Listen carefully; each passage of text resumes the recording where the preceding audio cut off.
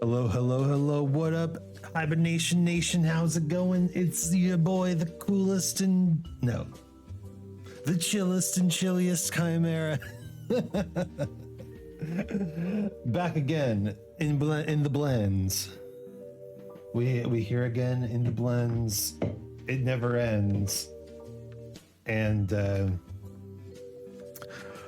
but maybe today it will start to end. Like, look at this thing.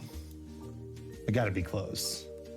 How much more cute cafe can you possibly make? Seriously.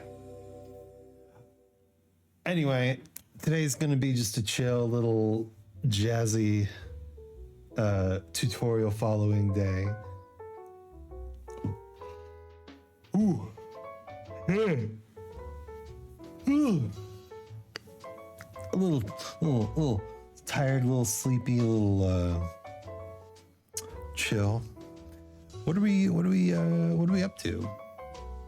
What have we been up to? Oh, Silime. Hey, how's it going? Nice to catch you. Are you streaming later? That's normally your MO, streaming a little later. You know, you stream pretty much every day, and it's very, very commendable because you have some pretty cool stream stuff going on too. I try to separate my stream stuff and my streaming so that I can like make new assets and things for stream. I don't think I stream every day. It's too hot today, so probably not. Damn. It is summer down there, right? I guess this wintry scene here, this little snow that's falling in my stream is unusual, huh? But for us here up in the northern hemisphere, it is definitely snowing. It is pretty dang cold.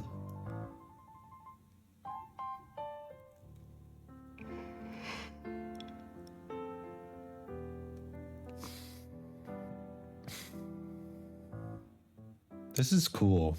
I like Blender. What's the deal? Machine. So let's get started on the espresso machine. For this, I think we'll start with a cube again. So Shift A, add in a cube. Let's tab into edit mode, GZ1, tab back into object mode and scale this down. Control A to apply the scale. Let's go.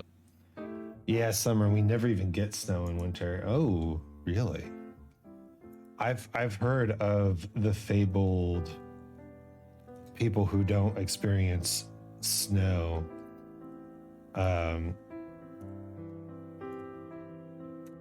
There we go. So have you seen snow before? Have you experienced snow, or is it kind of like a mythical thing? And then Alt A, no. Control A to apply the scale. Yeah. Because I was talking to a friend of mine, Burn Drop, who lives in Australia, and she was saying she ain't never seen snow before.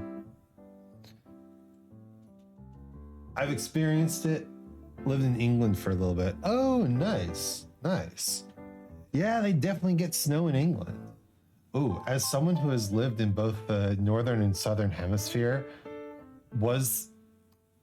I've heard that when you live in the southern hemisphere, you inherently think of Christmas as like a vacation time. Valorous Dove, hello. Thank you for the follow. I'm not following you. Borb is here to support the friendo. I follow back. Hello. Yes, I will fully admit that I have been falling behind on getting you more information about the thing that you sent me, but I will do it. I promise. But welcome to the stream. We're here staring at a cube. Still working on my end. Oh yeah, legit. I forgot. Yeah, we'll talk more. Oh right, but you said it was okay to talk about it on stream. Valor Stuff has commissioned me for some music, so it's some lyrical music too. So there's gonna be lyrics on it. My self-perfection side hits hard on myself. During Christmas is when we have summer break. Yeah, that's so weird to me. But again, I also think of summer break as like 4th of July, which is not even a holiday in New Zealand or England. Was it weird having a cold Christmas? Self-perfection side hits hard on myself. One of those perfectionists say. Yeah, I know a bunch of y'all. Back into edit mode, S to scale, and Y, so that's only on the Y axis. We can add some loop cuts for this part and this part at the top. Let's press. Jesus, this looks complicated. But I guess that's why I'm here doing a tutorial, so I can turn a cube into an espresso machine. Scale on the Y only. I prefer cold. I wish New Zealand was more cold. Yes, I am also a cold enjoyer. And I find that Berlin is actually pretty temperate. It's got 4 distinct seasons for sure. But it absolutely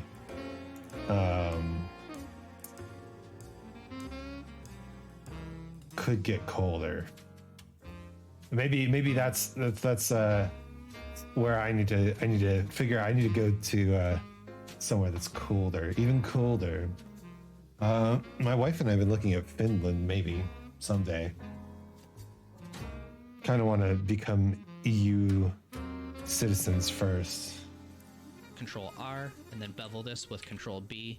Let's scroll down because I only want 2 loops. We can go into face select mode, select the top and the bottom face right here, and E to extrude both of those outward. So it looks like...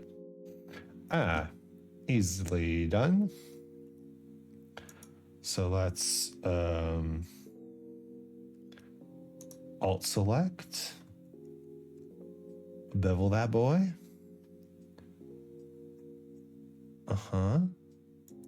Like that. Face select mode. No.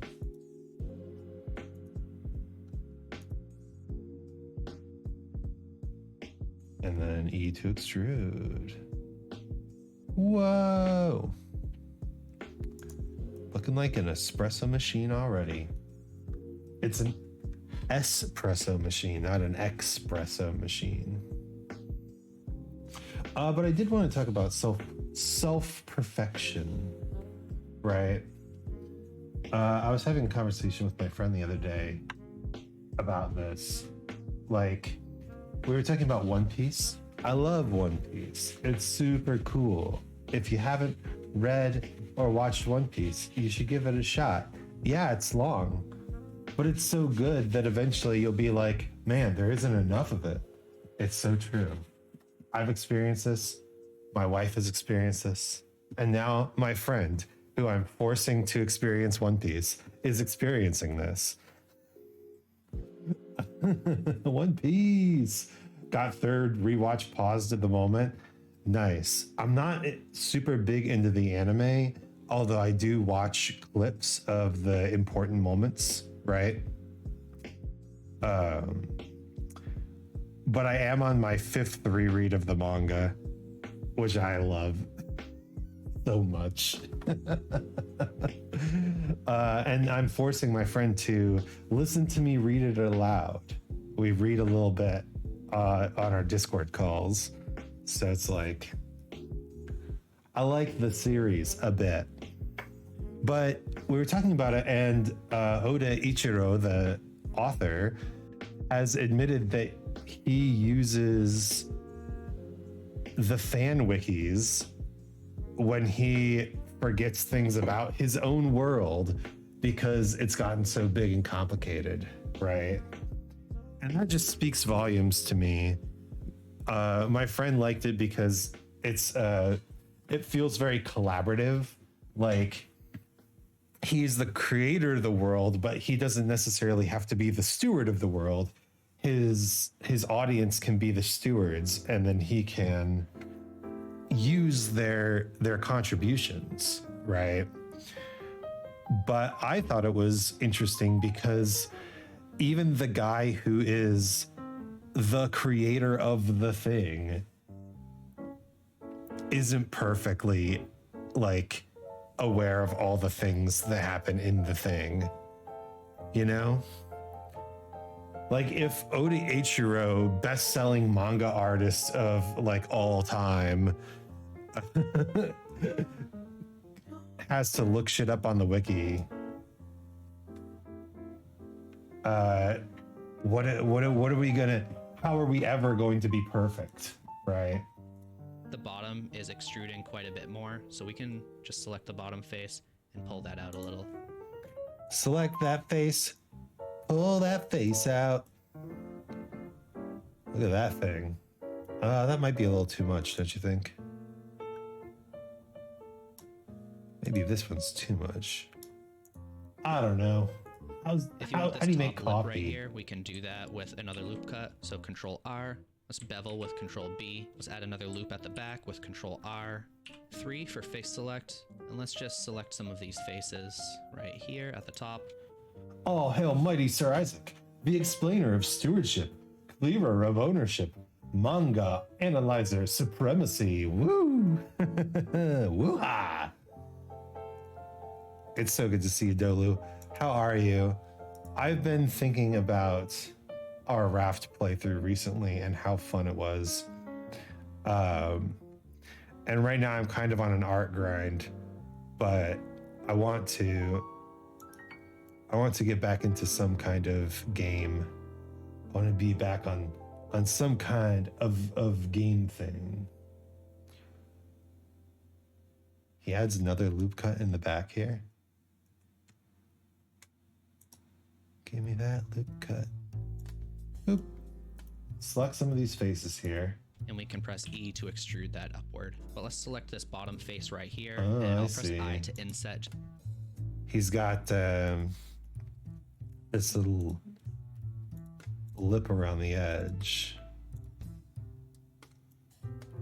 E to extrude. Looks nice. I'm always up to play with you. I still remember Wednesday schedules. You mean this time right here? This time right now? You're available? Excellent. Wednesday, 100% Elden Ring co-op. Oh, I have been feeling the urge lately. I've definitely been feeling the urge lately.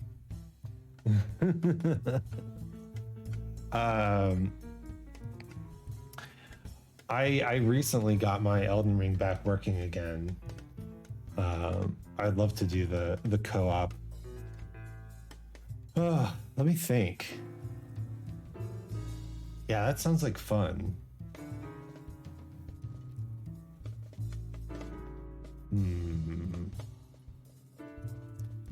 Did you get your controller fixed? Ooh, yes, I did. Okay, yeah, so I actually do have a controller. So this weekend I'll finally be playing Dark Souls at 100% power. I was only at 98% power earlier. Just a little bit, and E to extrude it down. Sometimes it's easier to model things when they're not connected. So what we can do with this face selected is Shift D to duplicate it. So let's just bring this down a little bit, then S and X to scale it on the X axis. And I want this to be close to a square, but it... All right, I have no idea what the hell he's doing, but we're gonna follow along. Inset. Extrude.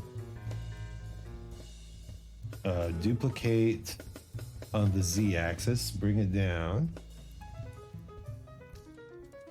Scale on the Y, no, on the X-axis, naturally. Yeah, I have a controller now. It's fantastic. And we are starting to rebuild. So, to those in chat who don't know, last year was really tough. The music is perfectly timed. Last year was really hard. I had a job, but my wife was searching for work, and yeah, we're living in Berlin, which is a big, expensive city. So it's been tough, and we've been trying to find our path back to stability. And near the end of the year, we finally did. I got a promotion, and she got hired at a job, which is really cool. So now we are mere days away from our first big payday, her first paycheck. Wow. And that is so comforting. Yeah, it really is. We've already started to, like, she's been buying clothes, which are necessary because, listen, when you go for a year without having a job, you kind of like, two things happen. First off, your body changes. And second off, you kind of don't need a whole lot of like fancy clothes, right? But now she's going outside and seeing people every weekday. So we need more clothes. So we went clothes shopping this weekend, and it was really nice. The blessing of yin and yang. Yeah. And that's something we talked about. Even in the dark times, we tried to do things that made us happy. And now, even in the potentially good times, we need to remember that we are still recovering. We're still on this journey. There's light and darkness, and there's dark and lightness. Right? I'm not about to go out and buy, like, I don't know, a PS5 or something like that. It's on the list, but it's going to be for a while. May I request something? You don't have to do it, but I'd really like you to consider. It doesn't have to be perfect. Let's right click and subdivide this a few times. I'll open up this menu, and I think I'll subdivide it 3 times. And this is when loop tools comes in handy. Let's subdivide. What did I just subdivide? 3 times. Yeah, always feel free to make requests. I can't promise anything, but what are we here for if not to communicate, right? With this still selected, we can right click, and under loop tools, we can choose circle, and this will turn it into a circle for us. And we can press G and Z and hold. Ooh.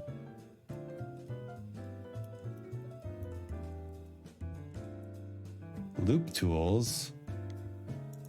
Circle. That doesn't quite look like his circle.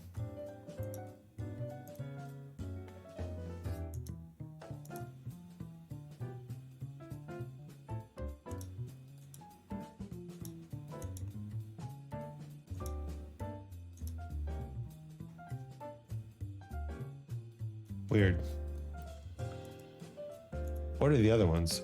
Bridge? That ain't it. Curve? No. Loft? Nope. Circle it is. Oh, please, can we please turn off the snow? For people who have a slight visual focus issue, this constant snow causes headache. It's like high-speed scrolling text. Yeah. No, that's fair. That's fair. Can I...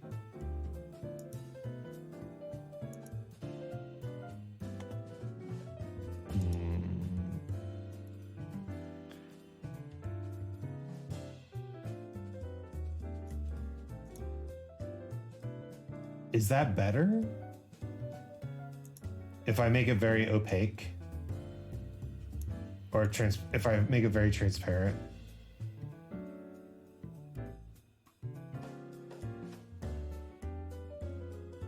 Super better? Okay. I'm gonna turn it up just a touch. Thank you. Yeah, of course, of course. I can see again. I'm glad.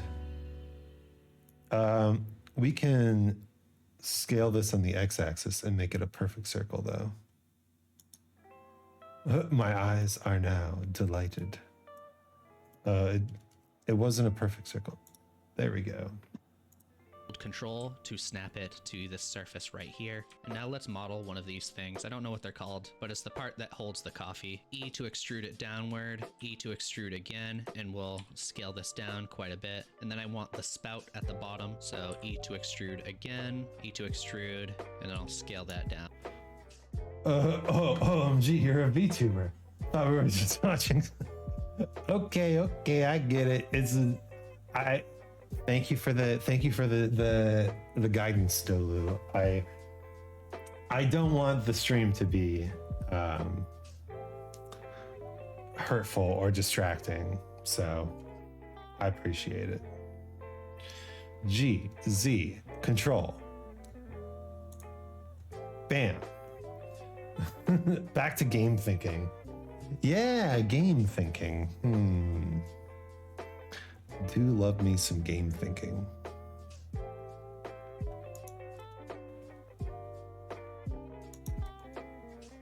Scale you in. A little bit like that. It's easier to make one with so I have to admit here, like these ones have. So that's I know nothing, absolutely nothing about coffee or espresso. With I, espresso. And E to extrude. Espresso. I know nothing. So don't give me that look, Mags. I don't drink this stuff. You have to understand.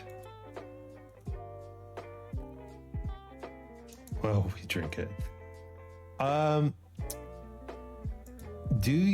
you ever tried Turkish coffee?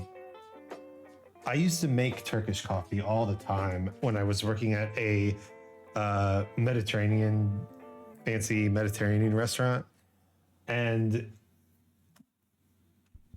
I just put turkey in the coffee. Perfect. Yeah, I don't understand the difference. I was hoping drink coffee from a turkey. Yeah, that's it. Turkish coffee. But I never understood how, like, it's just coffee, right? But they brew it differently. And I guess people are so attuned to coffee that tiny changes in the brewing process make a huge difference. The problem is which side to drink from. Yeah, because, I mean, would you rather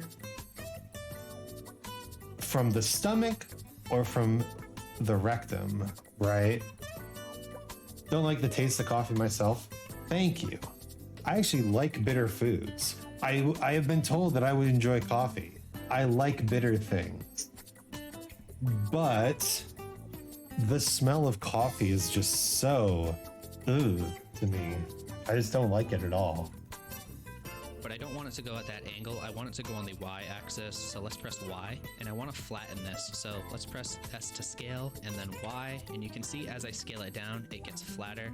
This is one little trick. You can just scale things down to 0 on one axis, and it will... That's pretty sick. Okay, let's try this. Select these faces.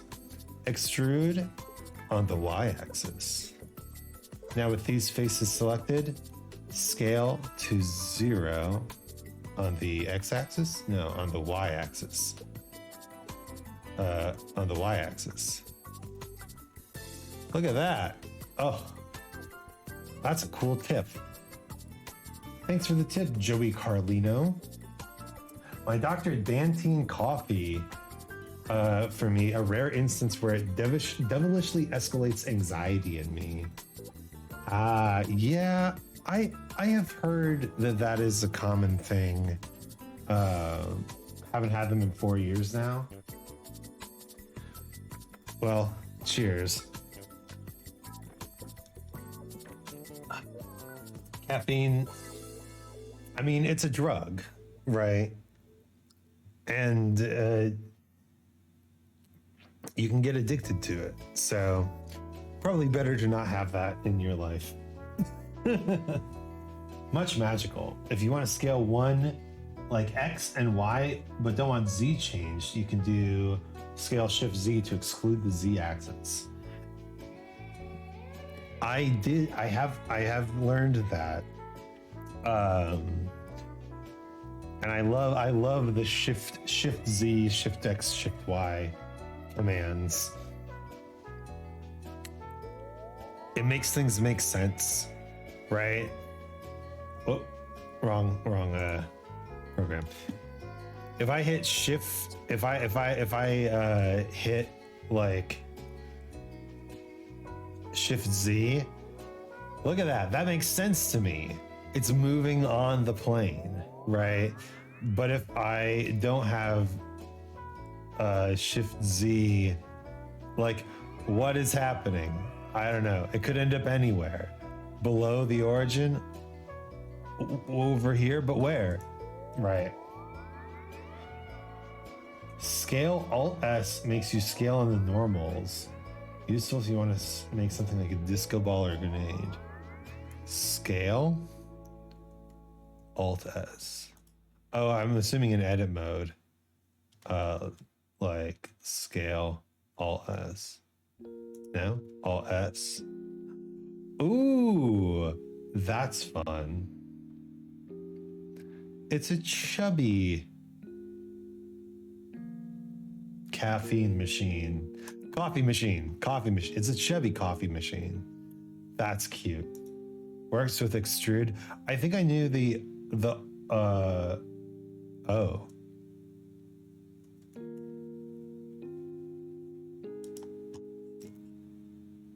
Extrude.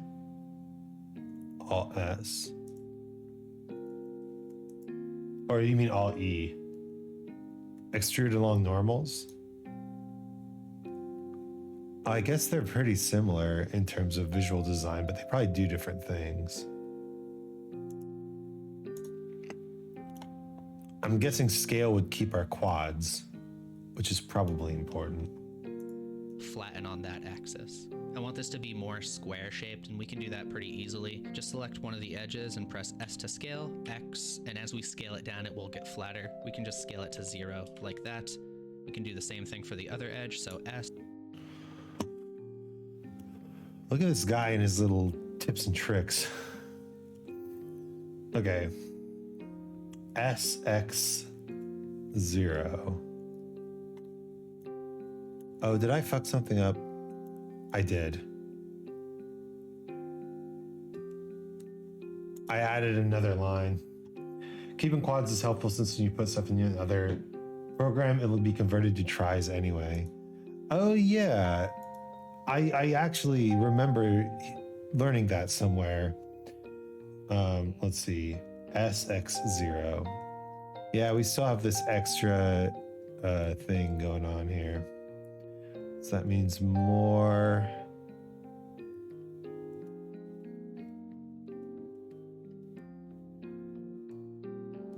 Let's just go all the way back to, there we go.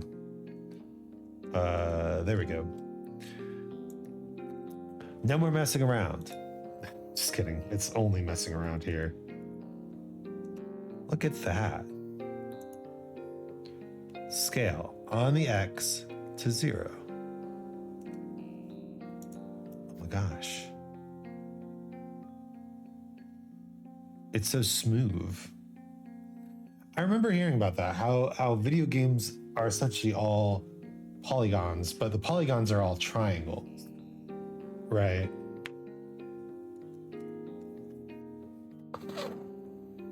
X0. We can select these front two faces and extrude it out a little bit like that. Let's add another loop cut right here, and we can make the end of the handle a little thicker. So let's select these two faces and Control plus to expand the selection, and we can make this thicker again with the shrink or fatten tool. Hey, that's exactly what I thought he was going to do. Okay. Face select mode. Select these two. Let's move them in a bit, and then extrude out, and then extrude out. Looks very handle-like. So we select those two faces, Control plus, and that's everything. And then Control Shift Alt S, right? No, that's scale. Alt S. Oh, this is what you were just talking about. The shrink and fatten. Look at that. It did it. Or the shortcut Alt S, like that. We can make it a little thicker. So I know this is detached, and we can just hover over it and press L, and it will select this whole separated object. So let's look from the front, move it to the side a little bit, and Shift D to duplicate. We can press X to move it on the X axis. Hell yeah. His looks way bigger than mine. That's okay, it's the style thing. Hit L, and then you select all the linked things. Move it on the X-axis. Duplicate it on the X-axis. To the other side. Let's make a grate for the bottom right here. We can just select this face and Shift D to duplicate. Move it up on the Z-axis just a... Select the face. Shift Z on the Z-axis. Yo, this music is kind of kicking. A little bit right there. And let's add some loop cuts with Control R, and I'll scroll up to add more, and I'll left click and then right click to place them all in the center. Switch to face select mode, and we can just select all of these faces. So select this one right here, and then Control and left click to select all the ones in between. I to in. Okay.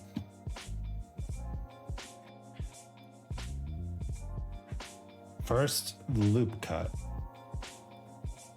Scroll up. Plenty of little loop cuts. Face select. Control. No, not shift select. Control right click. Left click. To select all the faces in between. Inset and then I again to inset individual. X, delete the faces. Again, I know it's detached, so I can select it all with L, and then E to extrude up just a little bit. We can add some dials at the top the same way that we made. Okay, that's good. That's sick. All right. I to inset. Individual faces, please.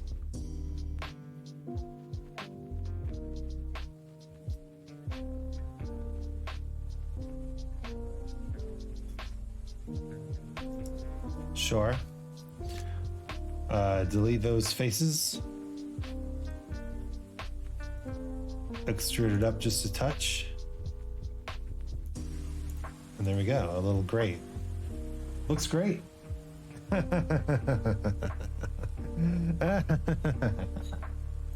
These parts. So I'll select this face right here, Shift D to duplicate, S and then X, and I'll scale this until it's close to being a square. Then let's subdivide this a few times. So right click, subdivide. Let's subdivide this 3 times. Now right click again, loop tools, turn that into a circle. We can...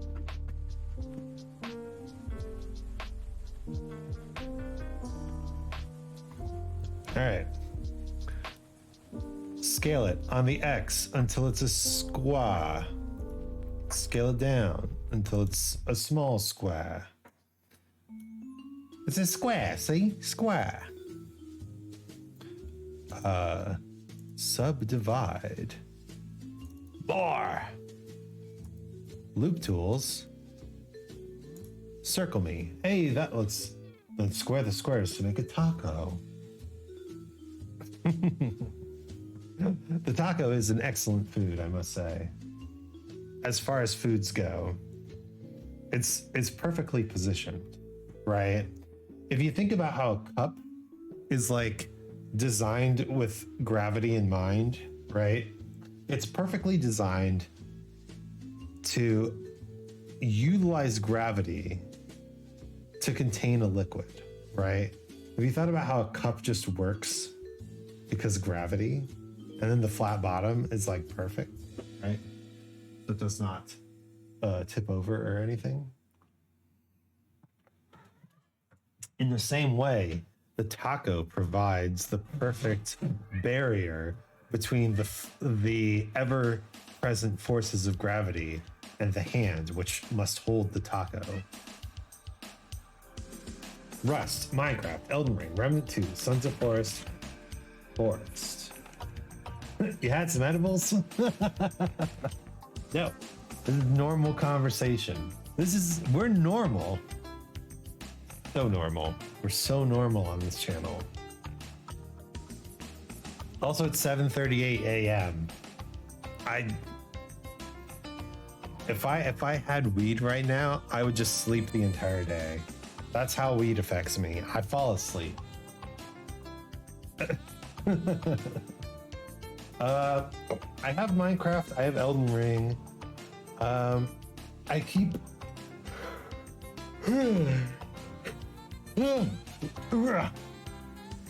I keep hearing about this Game Pass that has Remnant 2 on it. The problem is, for all the games I would play on Game Pass, I could just buy Remnant 2 and probably spend less money, you know? I'm interested in eventually playing all the games on my Steam account. Not building up this. You need to have it among friends. Oh, it's one of those things where it's like they have their own server service that you have to play on.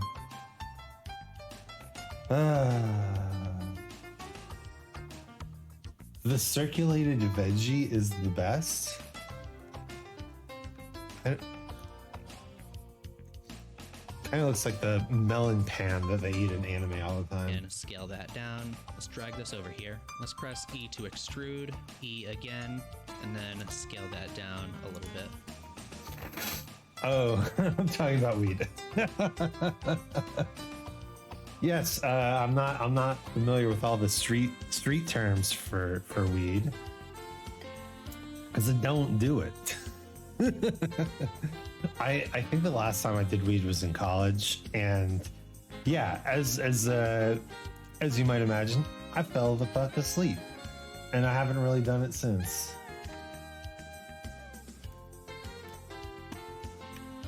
Because if I'm going to experience a mind-altering substance, I want it to either enhance my experiences, right, or provide some sort of social, like, lubricant, right? I want to ease social barriers. And it's hard to be social when I'm asleep. Try tequila followed with a gin and tonic. Mwah. Never been a big fan of the gin and tonics, but I will say tequila is baller. Love me some tequila. You're looking like kind of like a button here, or a knob. A little bit. Knob-like? I think it's knob-like. Let's duplicate this around a little bit. So to select the whole thing, again, hover over it and press L. Let's look from the front, Shift D and X to move it on the X axis. And again, Shift D, X. And we'll make it asymmetrical, so it's 2 and then 3 like that. Are you trying to create a tank head? It kind of does look like it, doesn't it? No, it's supposed to be an espresso machine. This is like... this is our curse, Dolu. This is our curse. I have no idea what an espresso machine looks like. It's not even called an espresso machine. It's called an espresso machine. And I didn't even know that. I mean, sure. That's how this one is. We can make some steam ones if we want to. That's what these pipes are. So again, I'll select this bottom face, Shift D to duplicate, and I'll scale that on the X axis until it's close to being a square. Scale that down quite a bit more. And I'll just put 1 on this side right here. And I'll look from the side with 3 and go into X-ray mode. And I'll control and right click to get some interesting angles as we extrude it. Back in object mode, let's right click this and Sure. I don't even know what this thing does, but I'm gonna do it. I'm gonna do it. I'm gonna do it, Morty. I'm gonna do it. I'm gonna make an espresso machine, and I don't even know what the hell an espresso machine is.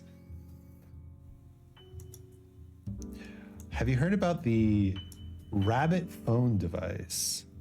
Can't say I have. What is a Rabbit phone device? It's Control Shift, right? Oh, right. Down first.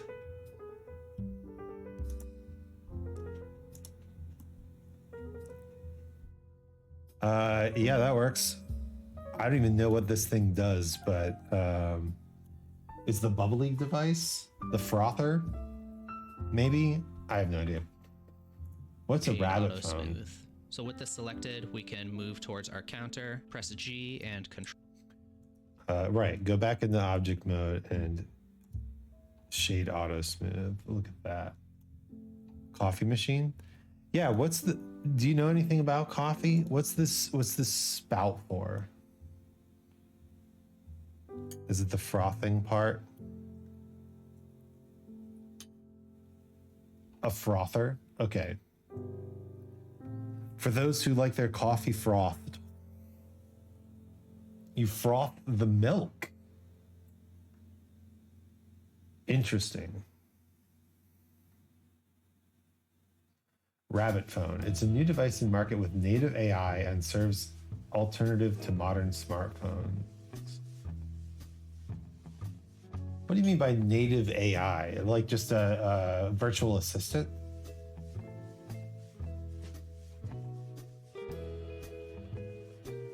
Or like ChatGPT? Because ChatGPT, man, it's just machine learning, right? Control to snap it over there. And we're done with this reference, so we can... Oh, he built his entire coffee machine in a different angle than I did. So let's rotate along the Z90. No, 270. There we go. And then grab, put it on there, scale it down. It's like ChatGPT in a box. Okay, yeah, so I think the problem I have with, I don't necessarily have a problem with ChatGPT. The problem I have is that so many startup companies are like currently trying to use ChatGPT as their thing, right? We're making a smartphone that has ChatGPT right in the thing, right? And ChatGPT was never meant to provide so much. It was a concept thing, right? ChatGPT doesn't even have like enough subscribers to reasonably sustain itself. It doesn't have ChatGPT specifically, it's got something else. Well, yeah, I'm not surprised also that there are imitators of ChatGPT. That's better. But what do you use it for? Right? I have yet to see a use case for ChatGPT that functions better than a human being doing research and writing, right? Hey, Mags and Crundle, calm down. What's happening in chat right now? ChatGPT got to get on the new thing because capitalism. Yeah, no matter how detrimental the new thing can be in the long run, right? Delete it now with X. Let's model the last object now, and this is going to be a bicycle. This is going to be a lot easier with a reference, so I recommend you go on Google Images or Pinterest or something like that and find a picture of a bike from the side. I'll just drag and drop that in here. Alt-G, Alt-R, RX 90, and I want to spin this around the other way, so R, Z, and 180. We can scale this down a little. Okay. I'm just talking with a pretty persona. Love you, Nags. I tried to create an image of my first love.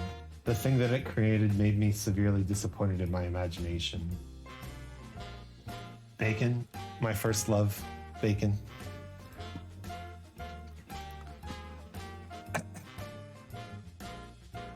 Yeah, but I mean, I don't think that just because a AI can do one thing better than you doesn't mean that it is better than you, right? Like, make it the bike. We want a nice bicycle picture.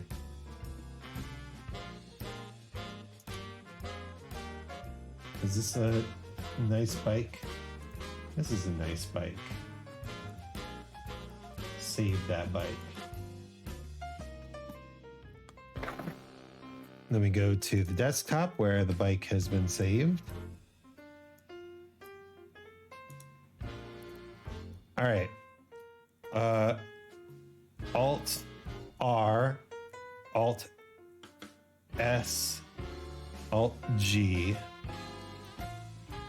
Then, how do we do this? R, X90, R, Z90. No, I guess we're gonna want it leaning up against the side of the thing, right? It'll be over here. So let's undo that. Yeah, that looks good. We cycling now. Bit, and let's drag this up so the wheels are close to the 0 line. I am Smart. Okay.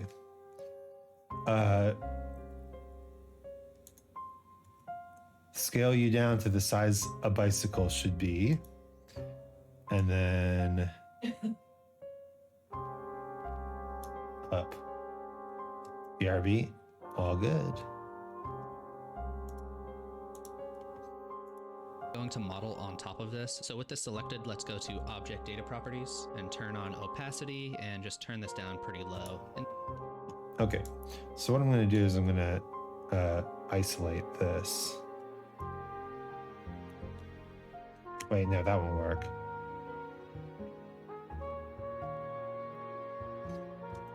We need to object data properties, opacity, pretty low. Oh, it could be a little higher, couldn't it? Perfect. Let's flip it as well. Rotate on the Z 180. There we go. Just so we're doing things in the same direction that he is. There are a lot of different ways to approach this, but we're just going to start with a cube. So Shift A, add in a cube, Alt Z for X-ray mode, and we can tab into edit mode, and with everything selected, let's scale this down. And again, I'm in edit mode for this, so when I move this around, the origin point is going to stay at the bottom. Scale this down until the thickness looks pretty close. I'm actually going to make it a little thicker than it is right here, just because I think it'll suit the cartoony style a little better. Let's rotate this cube with R, and if we want, we can just select the top face and drag it up like that, but we can also change the orientation up here to normal, and that will make it so that the angles on the side don't change at all. So let's just... Ooh, hey, that's pretty cool. Okay, So we're in here, add a cube.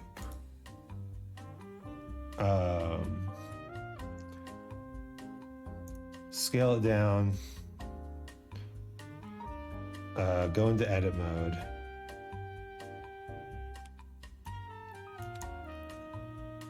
Scale down more.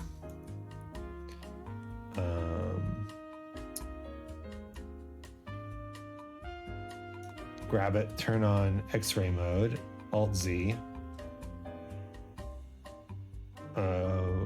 We want to rotate it on the Y until it's like parallel, and then scale it down a bit more. Now we want to select face, and instead of global, on the normals. Drag That's that up cool. on the local Z axis like that, and we can select this one and drag it down to about here. And at the end, I'll show you how we can smooth this all out with a subdivision surface modifier. Let's add some loop cuts with Control R, and I'll add another one at the top right here. Again, Control R and Control R for one at the bottom like this. Okay.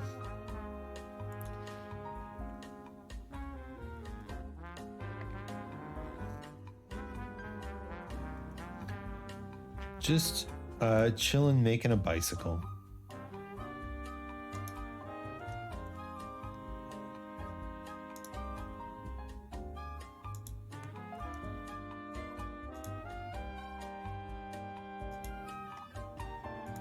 Let's select everything with A and Shift D to duplicate, and we can move this across for this bar over here. With Alt and left click, let's select some of these loops right here and Control X, and that will dissolve them.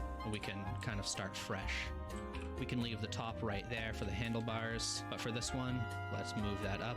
Again, on the local Z axis, we'll move that. Okay. A to select everything. Shift D to duplicate. And then what's the dissolve? All right. Alt select, dissolve edges. Shift Alt, dissolve edges. And then we can just, wrong. In face select mode,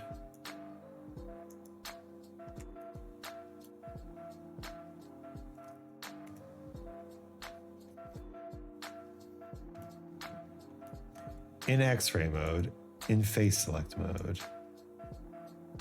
I see.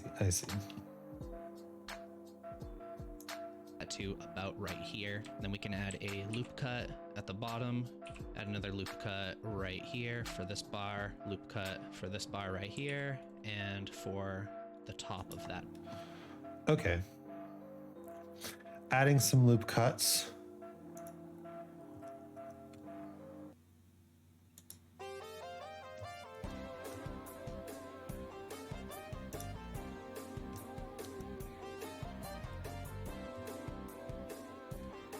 What the hell?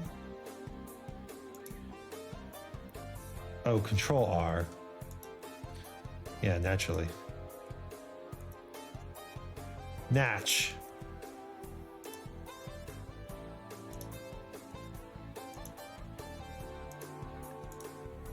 So if you look for pictures of bikes from other angles, you'll see that this part right here branches off into kind of a fork shape that goes around the wheel. So for that, we can just extrude right here, and then we can select this bottom face right here and press 1 to look from the front, and we can E to extrude that down and E to extrude again for this. So much of the time when dealing with the tutorials is 10 minutes of watching and an extra 30 to 50 minutes of pause, do proceed, as long as things work. Yeah. But I can't say I hate it, right? It's nice to have the time. Oh, Jiminy Christmas. What happened here? What happened here? Link me.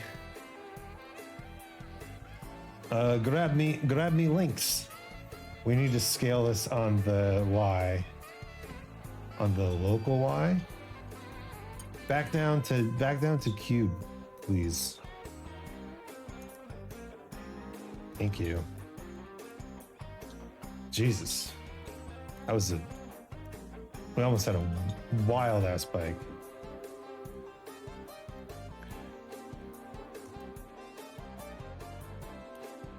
It's the much learned. Yeah, it really is.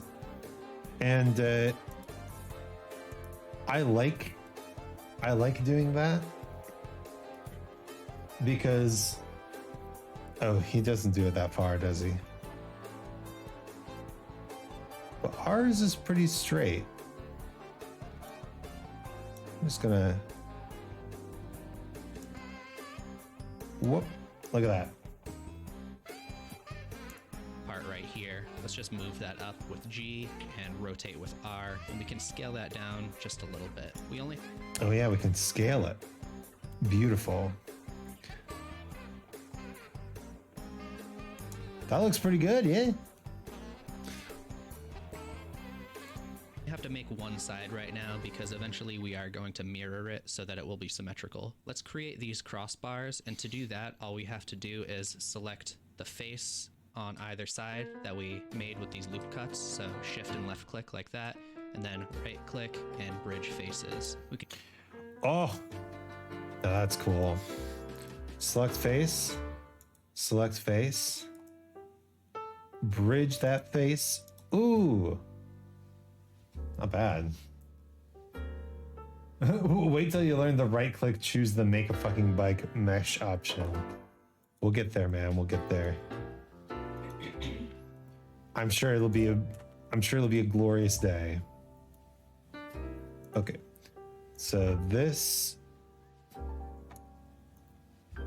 come down a little bit more.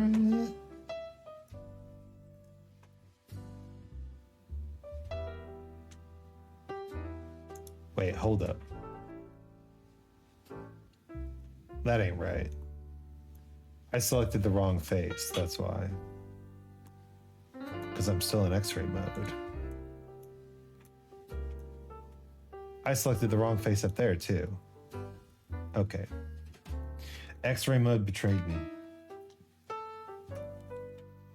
I'm just happy I got most of my junk in asset library stuff. It's just drag and drop to scenes mostly. For real, I have not forgotten that I need to look into asset libraries once this is all said and done. Bridge that face.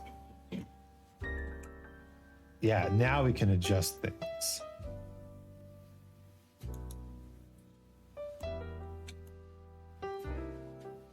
So if I go to edge select mode and I hit Alt here,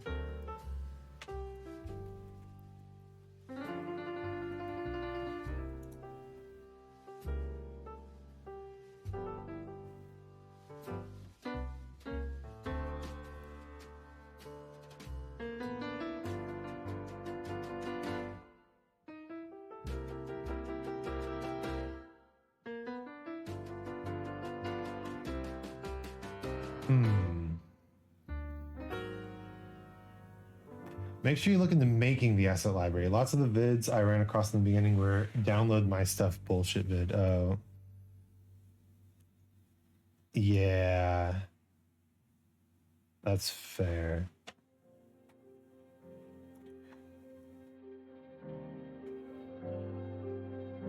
I don't want that.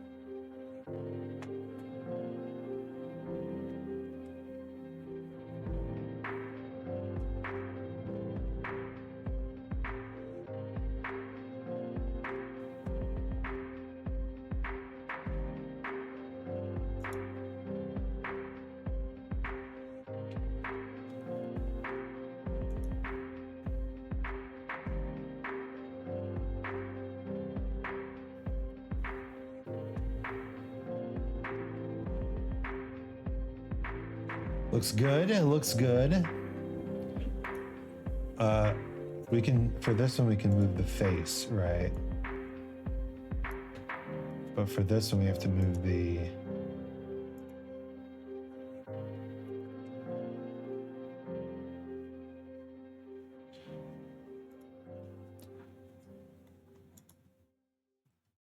Yeah, I gotta say, it's looking like a flipping bike. You can do the same thing right here for this bar. Select both of those, right click, and bridge faces. These bars right here are also going to branch off, kind of like this, to the side. So we can do the same thing where we select this face right here and extrude it outward. We can do that right here also. And let's select this face right here, press 1 to look from the front, and we can extrude this out and press G to move it down over here. Let's rotate with R, and I'll scale that down just a little bit. Let's create... All right. Face.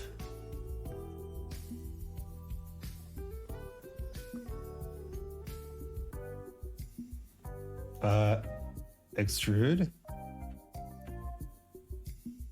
Face. Extrude.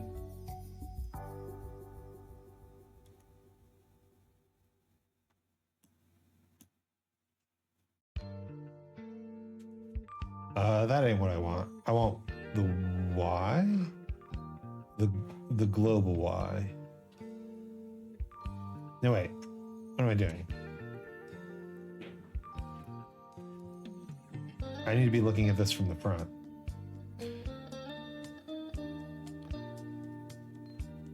And in that case, I can just do this, can't I? Boop. Yeah, looking hot. Just select that.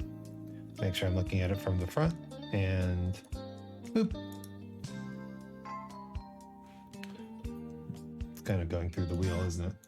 Create a loop cut with Control R. You can bring that down to about right here. I'll go into face select mode, select this face right here, shift and left click right here, right click, and bridge faces. So tab back into object mode and... Oh, I see what he did. He did something slightly different. So extrude this face. Then make a loop cut here. Select this. Select this face and this face and bridge them. Bridgerton. Bridging them. Bridging them in Bridgerton.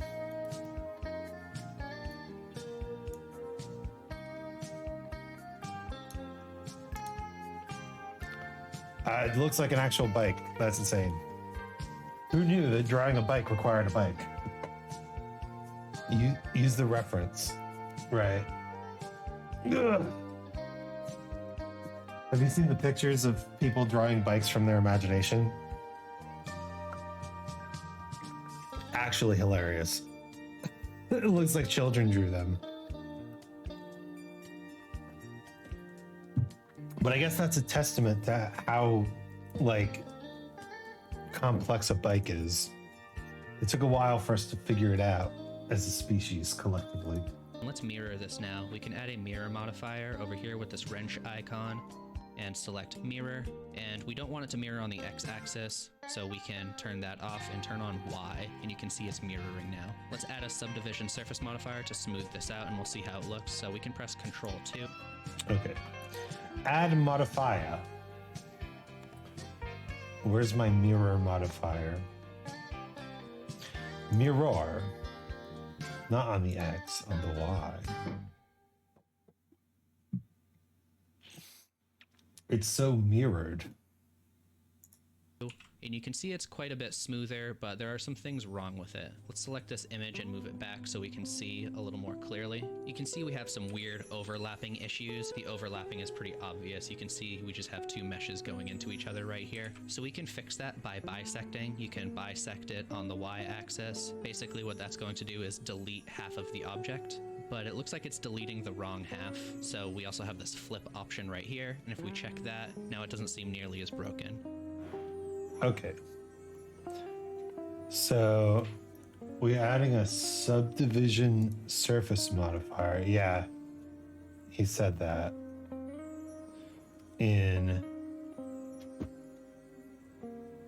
There we go. And so,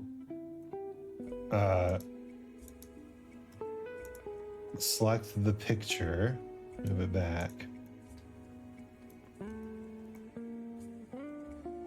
So yeah, it's inside itself, right? So then we select our modifiers, bisect, and flip. And now it looks nice. On the mirror modifier, put on clipping. Oh, does that kind of do the same thing?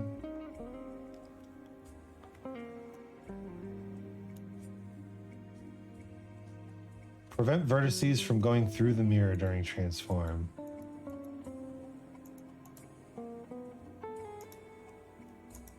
Here's what it looks with bisecting. Here's what it looks like without it. To clean this up, we can tab back into edit mode and look from the front, and Alt-Z to go into X-ray mode. And let's add some loop cuts with Control-R. I'll left click and we can slide it down pretty close right here. Overlapping points can cause some issues, so don't slide it all the way. Make sure there's a little space like that. And it makes it so the verts will merge when they meet the horizon of the mirror. Very, very important. Okay, back to edit mode. And then we can alter this by adding loop cuts, right?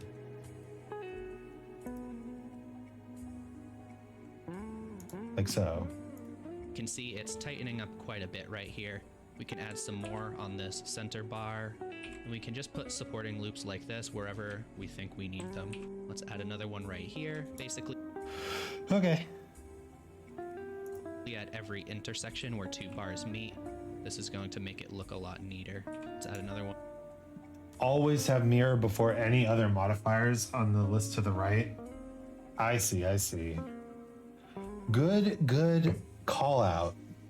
I wouldn't have thought of that. But it makes sense. Like, you want to do your additive modifiers first. If you apply mods and the model looks pinched or goofy, just make sure you have the modifiers in order. Very important. Okay. Let's add some more loop cuts. Work. Work. What? What? What? Looking much more bike-like. Looks like we need a loop cut on this one too. Kind of like that. Honestly, the front looks pretty good.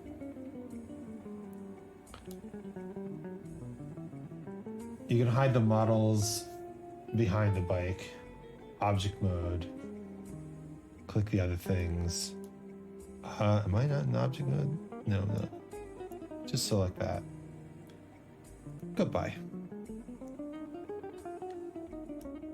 Okay. Thank you. And Alt-H unhides things.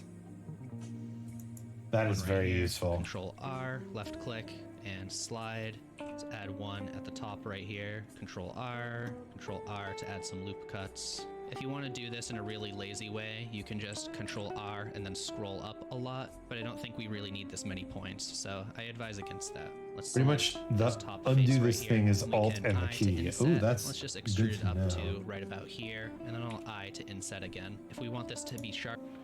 All right. Select that face. I to inset, but not that much.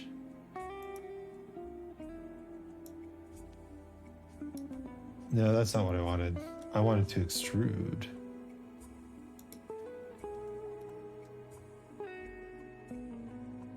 Or opposite if you're using sculpt mode. We haven't even gotten there, man.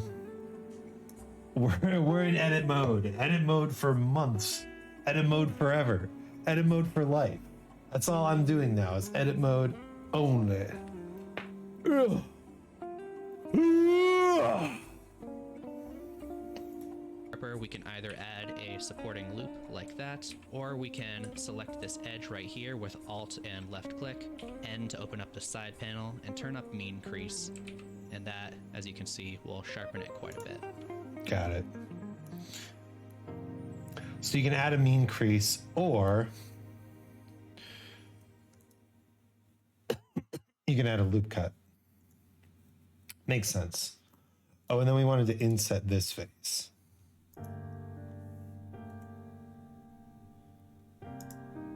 It's essentially a loop cut. Always remember that at the end of every model, you have to blame Crundle and Khan for being too pretty. Oh, they are pretty, aren't they? Pretty good at modeling. Wait, does Crundle... I'm ashamed to admit that I've not been in one of Crundle's streams in a while. Does Crundle use the 3D model? Does Crundle make his own 3D model? What's Crundle up to these days? Crundle only models on OnlyFans. We can do the same thing for the handlebars over Fixed here. copy. So let's go into face select mode. We can select this top face and we can move it down just a little bit. I to inset. Let's turn the mean crease up and we can extrude it. Let's turn this mean crease back down so it's smooth at the top. Let's change this orientation back to global. We can add a loop cut with Control R at the top right here. Go into face select mode and select this front face, and E to extrude, but I want this to go straight out, so let's press X like that. We can put that right about here, and let's press S, X, and then 0, and that will flatten it on the X axis right there. Okay. Thinking about things. Just thinking about things. My handlebars are not as curly as his. Curly.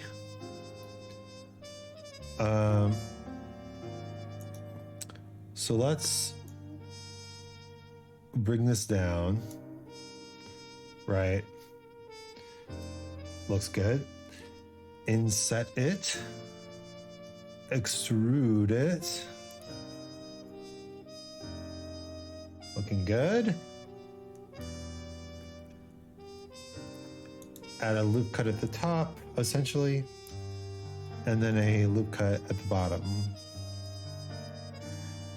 We don't need to fuck with mean crease if we don't have to, right? And then we can add another loop cut. Here-ish. Select this face. Globals. Give me the global. Extrude onto the global. Well, actually,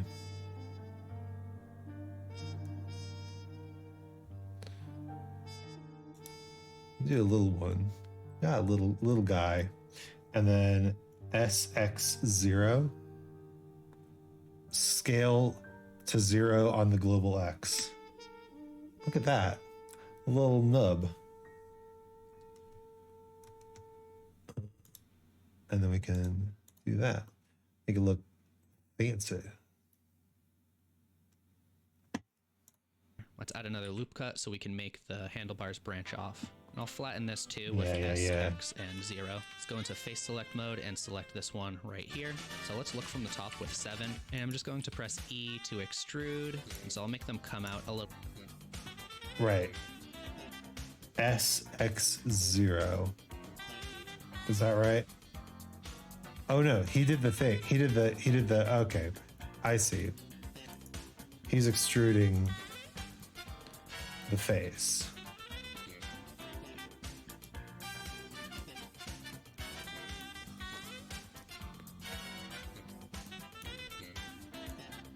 Let's do a little more.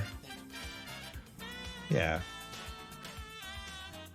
And it's mirrored, so if I do this,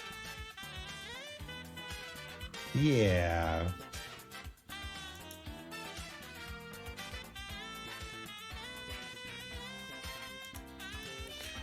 Look at that. A little bit.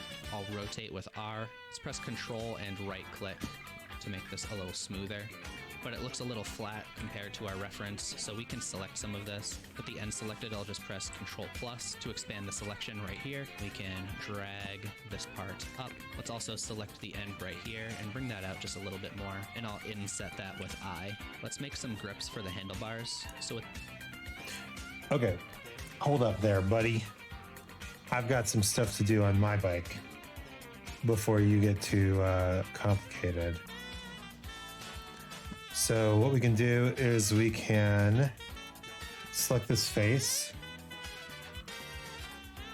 Not that much. Control plus and just, oh yes, that much. Control plus. Bring it up a smidge. Then maybe Alt select these, bring these back down. Nice rise on the handlebar. We can add a loop cut here. And then select face, inset face, extrude up, inset. Now you've got your little, whatever you call them. But we can probably scale that up, make it nice and tight. Oh, it's a little too much. It's okay. And then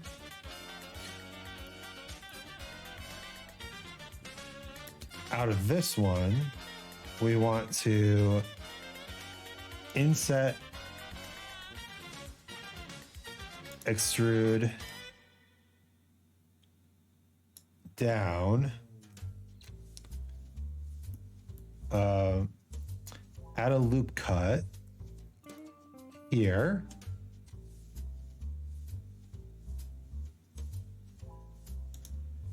and then add a loop cut here.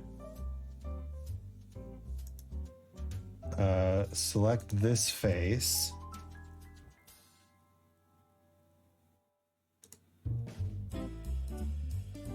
Inset. Look from the top. And then we can do some interesting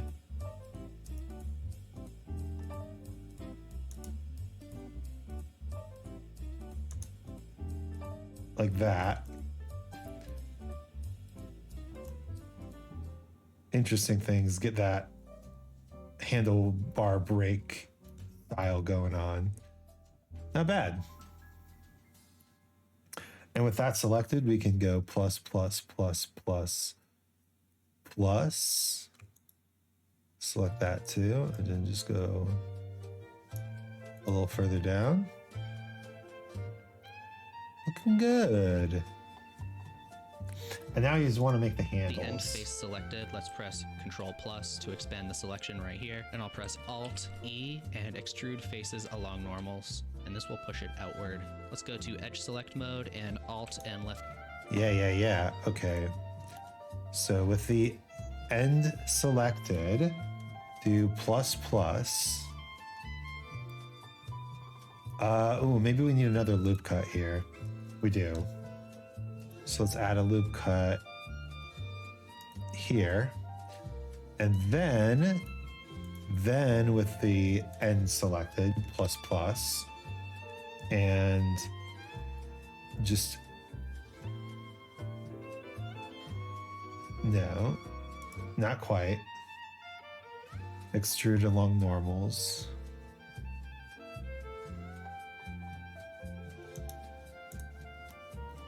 Yeah, that looks right. Nice comfy hand grip. click to select this loop right here, and we can turn the mean crease up to sharpen it. And let's add a loop cut with Control R to tighten this up a little bit. Let's make the petals, and for this we're going to leave it symmetrical at first, and we'll fix it later. So go into face select mode, select this right here, and I to inset. Let's turn the mean crease up because I want these to be sharp coming out, and we can E to extrude like that. Okay. E to extrude. Add a loop.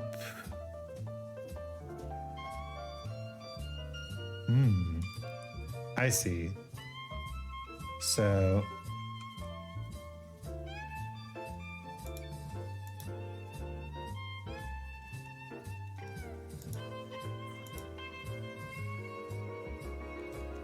select the face, edge select, mean crease all the way up. So I guess you could do this with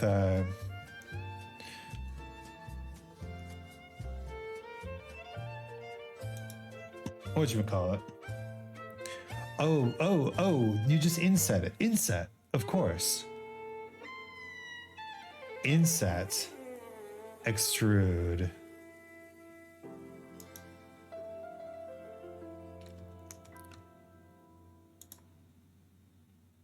Loop cut. Loop cut. Hey! I'll turn the mean crease back down. Let's add a loop cut right here with Control R. And for this part, I'll change the orientation back to normal. All right.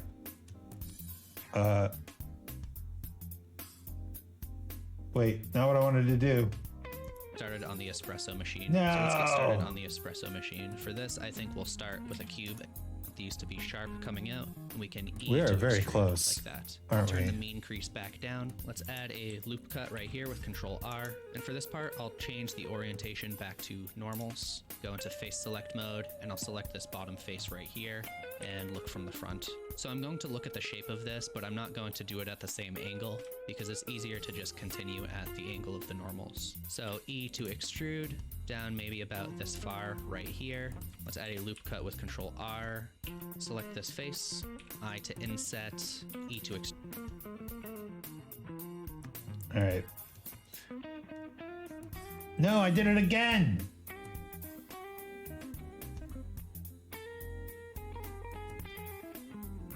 Remember, kids, don't loop cut while you have YouTube selected. Normals. Go into face select mode, and I'll select this bottom face right here and look from the front. So I'm going to look at the shape of this, but I'm not going to do it at the same angle because it's easier to just continue at the angle of the normals. So E to extrude, down maybe about this far right here. Let's add a loop cut with Control R.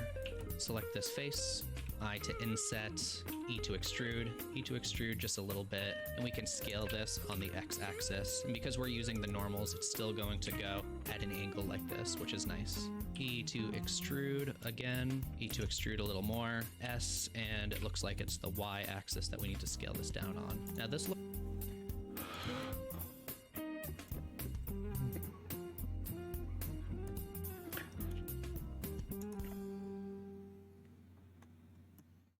All right. So if we select the face, bring it back here, scale it on the X. I see. That's pretty smart. Don't forget your scaling tools, Isaac.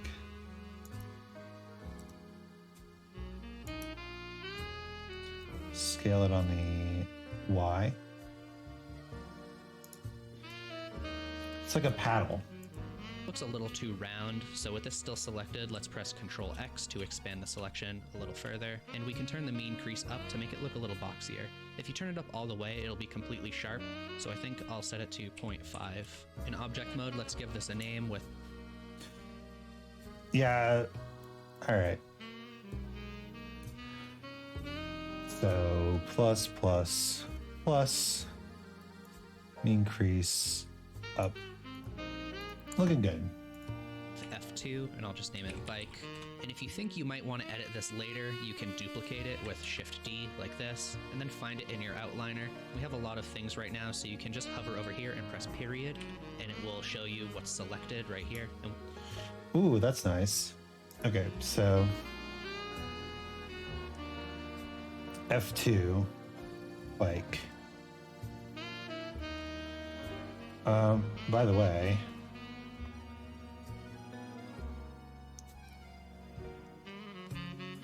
I believe we have a nut.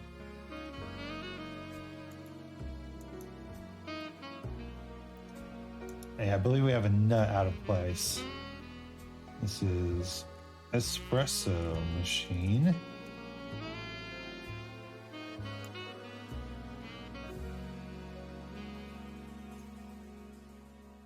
The espresso machine and the bike should not be in the nuts category. Okay. But if I'm here, I can just hit period and it'll take me to the thing that I'm working on. Just like period takes me to the thing I'm working on here. Like so. we can just hide this. So if we mess this up, we can always come back to a previous version of it. I'd like to make it so that the pedals on the other side aren't sticking in the same direction. And to do that, we have to apply the mirror modifier. So we can come over here and choose apply like that. And then when we tab into edit mode, we can edit both sides. And yeah.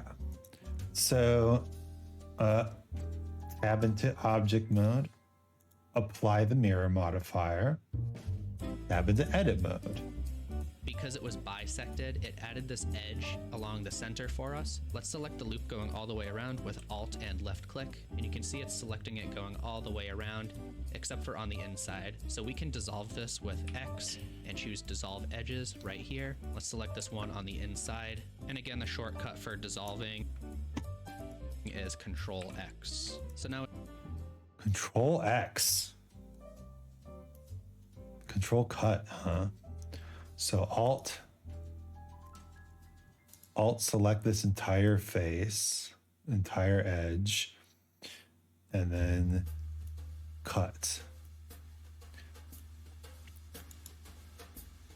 Alt select this entire face, dissolve that shit. Looking fancy. it's not as square in the center. I want to rotate one of the pedals around this point right here. So let's move our 3D cursor there. In edge select mode, we can press Alt and left click, then Shift S and move the cursor to selected right there. With this still selected, let's right click and choose edge split. I'll deselect. Oh, edge split. Okay, so nope. Alt S. Nope. Save. Shift S. Cursor to selected. Oh yeah. Everything with Alt A, and if we hover over this and press L, we can move it with G. You can see now that it's completely detached. That's what splitting the edges did. Ooh. Okay, so Alt, click here.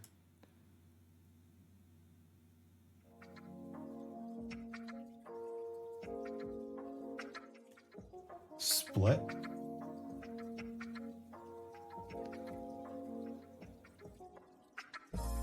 Edge split.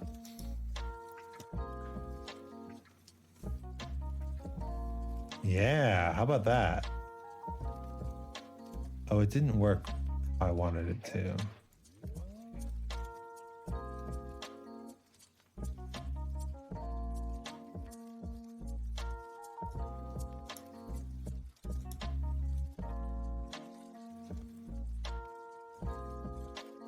There we go.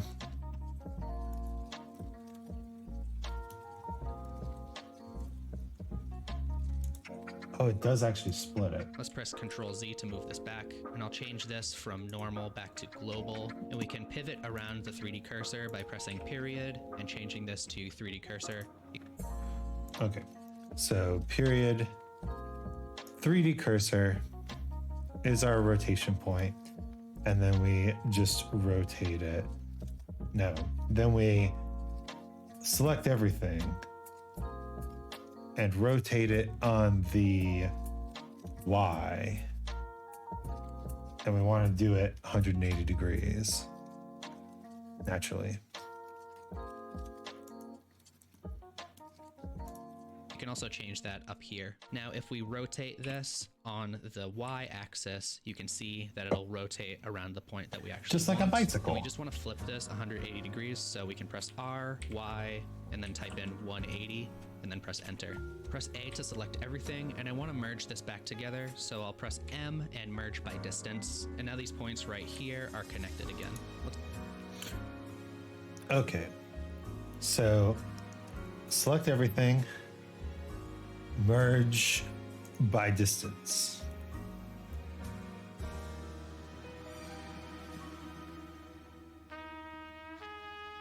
It didn't do it. Okay, let's go back a bit.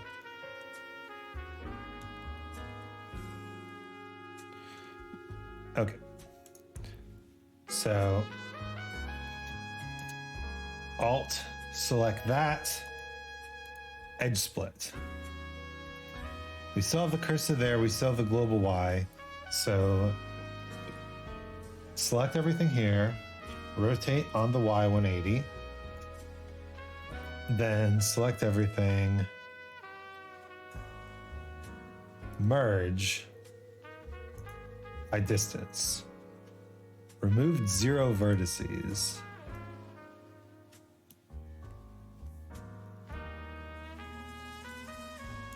Yeah, they didn't merge.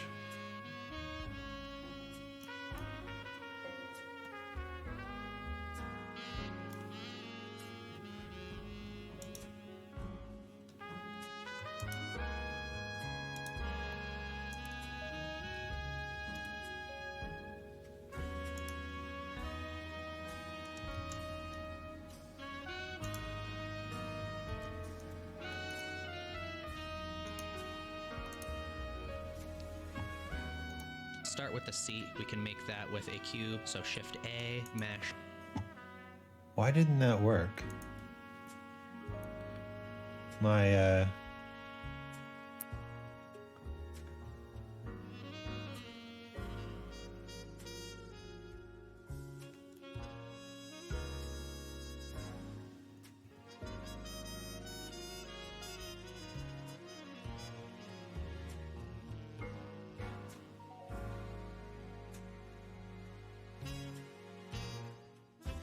oh, it's because it's not perfectly square.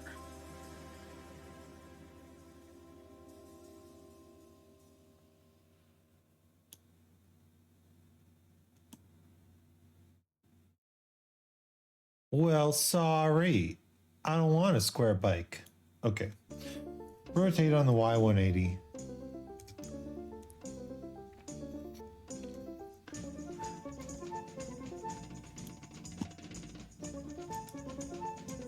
And then if we just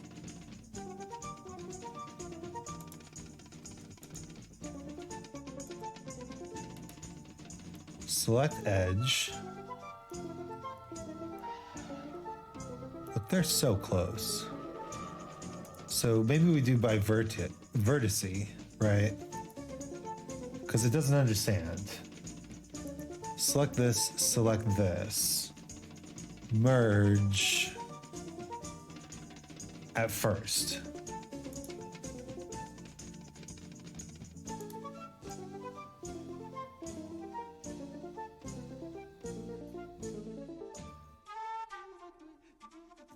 That does work.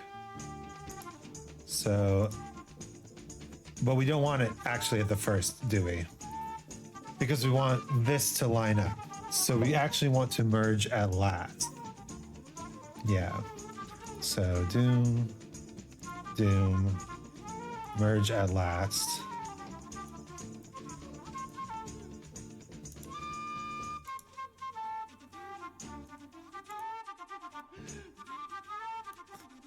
Damn, Sun is killing it on the flute right now.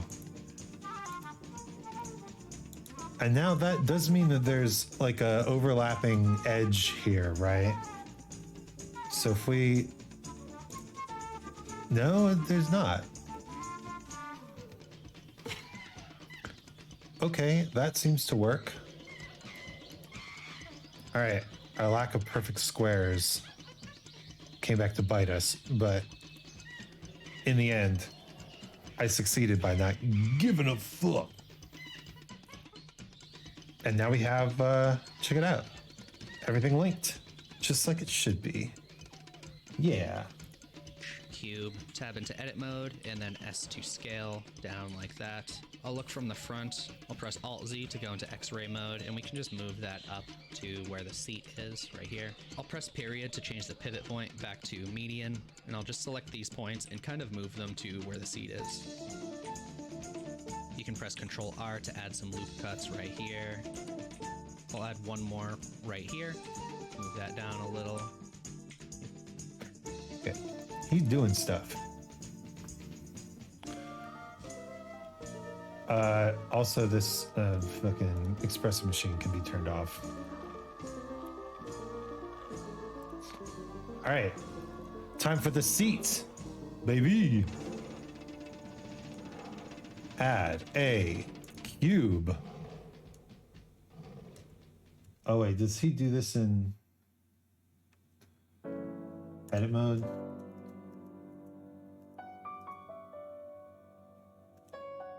And now these points right here are connected again. Let's start with the seat. We can make that with a cube. So Shift A, Mesh, Cube, tab into edit mode, and then S to scale down like that. I'll look from the front. I'll press Alt-Z to go into X-ray mode, and we can just move that up to where the seat is. Okay, so we're just gonna like parent these objects because we don't want the same modifier. Okay, so the subdivision modifier will apply to everything. So what we want to do is create the cube in edit mode.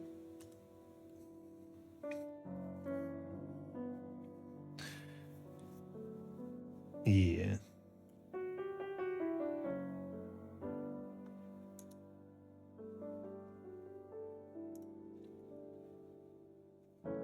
I'll press Alt-Z to go into X-ray mode, and we can just move that up to where the seat is, right here. I'll press period to change the pivot point back to median, and I'll just select these points and kind of move them to where the seat is. You can press Control R to add some loop cuts, right?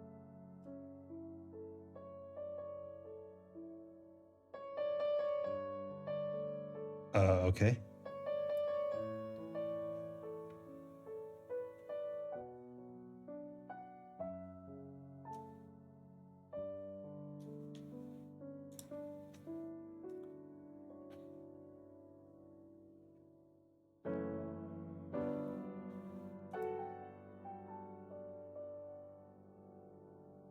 There we go.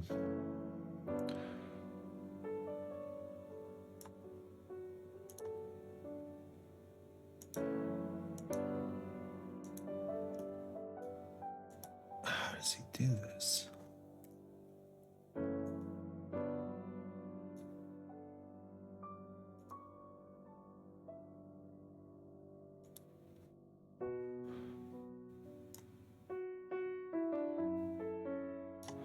Man, this seat is curvy.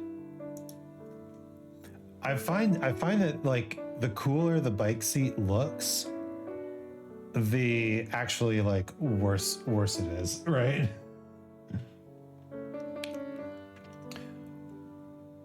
Or he's on vertex mode. I see. So let's add a loop cut here. He's still, I get it. There we go. Let's add a loop cut here. Select both of these vertices, move them up, add a loop cut here. Yes, there. Select all these vertices, move them down and out, and then we can move these vertices just down. It's looking seat-like, a bit. Here, I'll add one more right here. Modeling on top of things I see. Maybe let's move it up here and add one more right about there. Let's tab back into object mode and press Control 2, and that's going to add a subdivision surface modifier. We can tab back into edit mode, and he added the subdivision surface modifier anyway. Tab. and move this to match it just a little more. So this looks good from this angle, but let's look at it from the top right here. Oh, and it looks like this isn't actually lined up properly. That's because our 3D cursor isn't in the center of the world. So let's move it back there. Shift S, cursor to world origin. Shift S, cursor to world origin. Okay. But from the front, let's just move this forward a bit. Let's move these up a bit. Let's move these ones specifically down a bit. Just adjusting. Now that we've got the subdivision surface modifier going. And then we can select our seat, right click. Let's set the origin to center of mass right here and press Alt G. So now it will be in the center there. All right, so object mode, set origin to center of mass, and then Alt G, so it's in the right spot. Then we just move it back into place. Easy peasy. We can press 1 and line that back up, and now it's actually in the center where we want. So we can press 7 to look from the top and tab back into edit mode. And I know the front right here is going to be quite a bit skinnier, so I'll select it, hit S, and then Y, scale that on the Y axis right about here. Okay. Edit mode. From the top, select these, scale on the Y.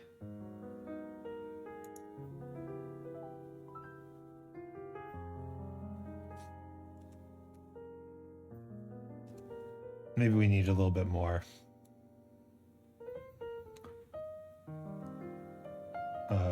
Scale on the Y.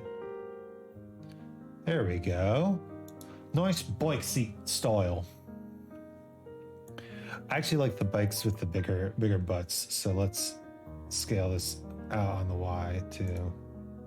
Select the back part right here, press S and Y to scale that in. Let's select this loop with Alt and left click, S and Y. And if we want to make the bottom look a little more hollow, we can just go into face select mode, select some of the... Oh yeah, we can just select a single loop and scale that in as well. That doesn't look as good with ours, so let's add another loop cut here and scale that out. That doesn't look very bike seat like. Scale it in.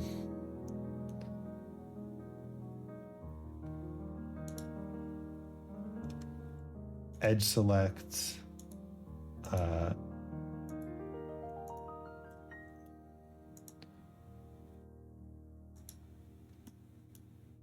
This edge, thank you.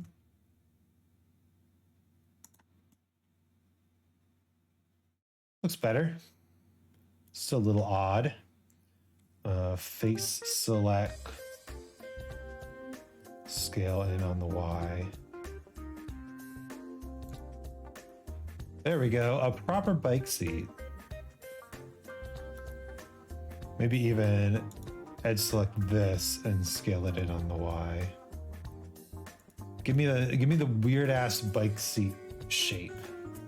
These bottom faces, I to inset. If they're individual like that, press I again. Make sure you don't have any points overlapping by going too far. So we can bring that in a little bit, E to extrude, and just move that up a little bit like that. And let's join this with our... Hydrate. Why, thank you, I will. I've been on a new hydration schedule, actually. Believe you me, it is a powerful one. Okay, so let's select these faces. I pretty much drink water all the time now. And it took a few days of peeing a lot for my body to get used to the new hydration. But I've just had so much energy and cleanliness in my body since then. And ooh, ah, so good.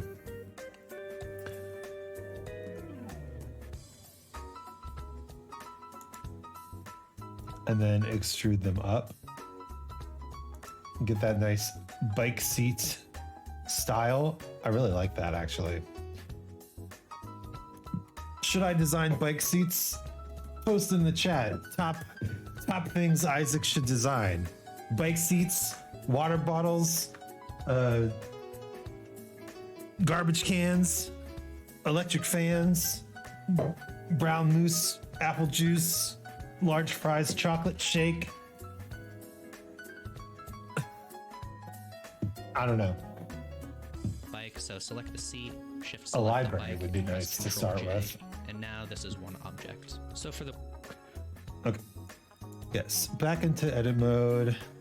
We select this first. We select the bike seat first, and then this. Control J, and now it is one object. the wheels, let's start with a circle, shift A, mesh, circle right here. And I think 32 vertices is okay for this one. We want it to be pretty round. Let's tab into edit mode, R, X. Damn, son, look at this bike though. I'm feeling very nice about this. I'm feeling very normal about this bike. Extremely normal about the bike. Oh, you know what thing I do want to do? Make these not so pointy. Into edit mode I go, where I can select these two faces and inset them individually. There we go. Nice and solid. Walking baseline 5. Let's go. Okay. Add a skirkle. 32 vertices. Excellent. Tab back into edit mode. And 90 to spin it around back into object mode because I want our origin point to stay in the center of the circle right here. Let's just move this to the center of the wheel on our reference like that. And then we can press S to scale it down. I'm going to match. Okay. So, rotate on the X by 90.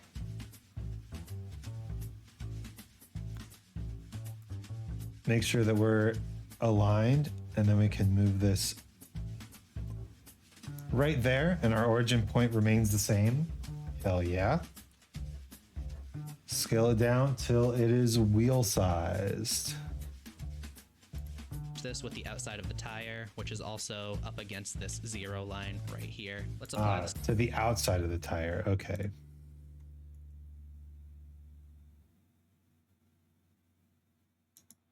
Outside of the tire. Oh, it's so beautiful. scale with Control A, and I'll press Shift D to duplicate this because I'm going to use it for the spokes in the center. So right click to leave that in place, and we can tab into edit mode. We'll go into vertex select.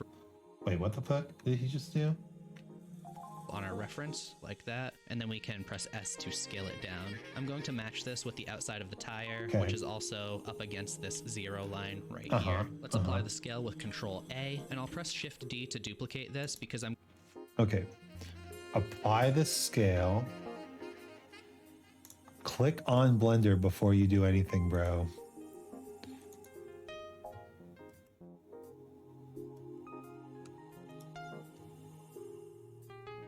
Okay. Apply the scale with, no, go into tab. Apply the scale with Control A. I'm going to use it for the spokes in the center. So right click to leave that in place, and we can tab into edit mode. All right. I see. So duplicate, right click, back to edit mode. We'll go into vertex select right here, And with everything selected, E and then S to scale it down. And this is going to be the thickness of the tire. Press A to select everything. And let's move this on the Y axis so it's kind of up against this bar right here. And then we can extrude it like that. And it looks like this might be inside out. So let's go to overlays and turn on face orientation. And yeah, it is inside out. So let's select everything with A, Alt N, and we can recalculate outside. Okay. So let's just let's just do this one step at a time. So vertex select, everything selected, scale, or extrude. Extrude scale. Got it. Got it. Okay.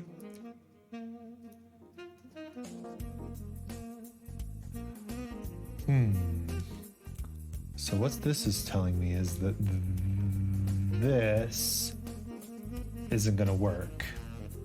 I need to add a loop cut.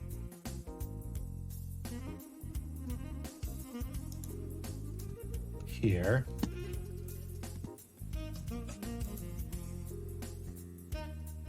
And about the same spot here. Show. Okay. Back to object mode, select this circle. Back to edit mode. All right, and now we can move this.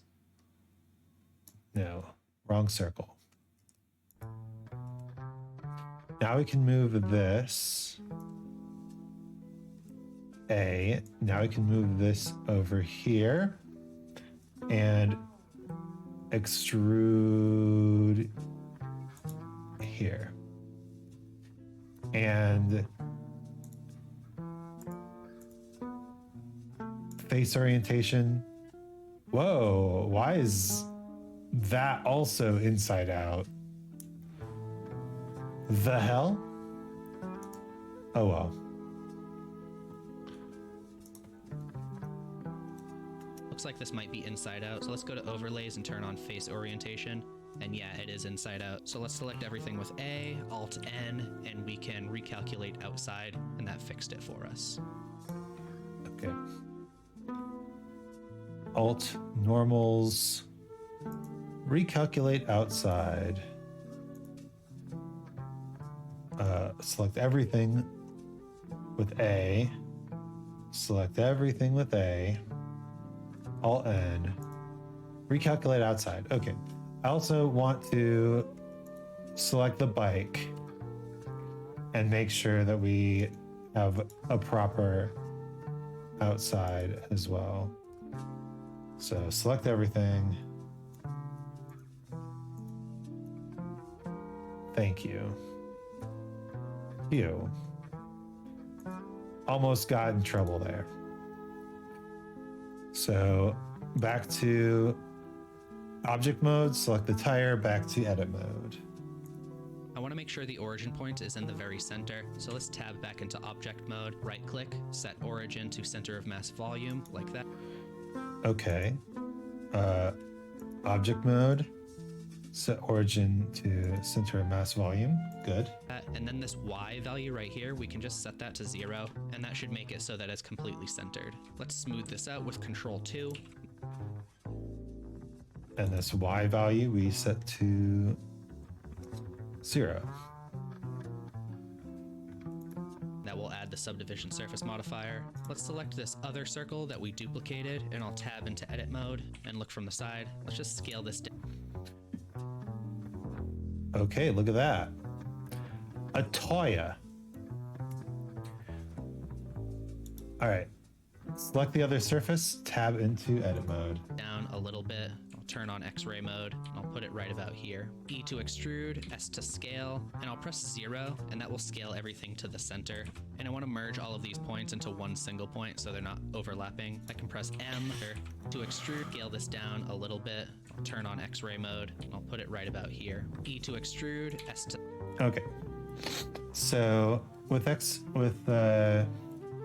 X-ray mode on. We scale the circle down so it's inside the wheel. Got it. Scale, and I'll press 0, and that will scale everything. All right. So E to extrude, S to scale. 0.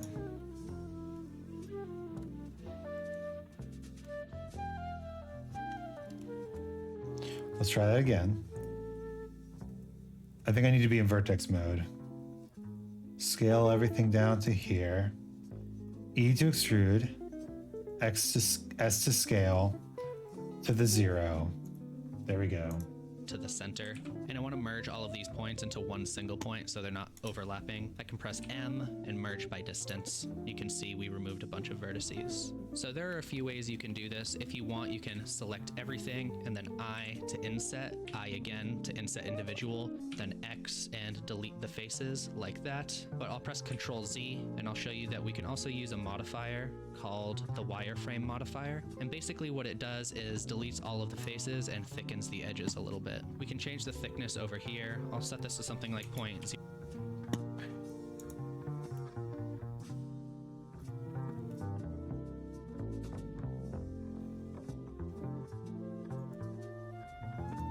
Okay, so select everything.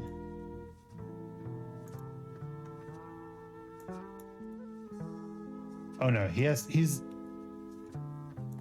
get rid of that. He's doing this in object mode. We select our kid, our circle. Wireframe me. 0.005, so it's Thickness 0.005. It's pretty good. thin. And when it looks good, let's just apply it like that. Apply it. Let's see if it looks okay when we join it to our tire right here. So I'll select the spokes, shift select the tire, and Control J. This looks... Select the spokes, shift select the tire. Control J. Yeah, that does not look good. It's a little weird with the subdivision surface, so I'll press Control Z, and instead I'll just parent it to the tire with Control P. And Ah, got it. Okay, so instead of joining,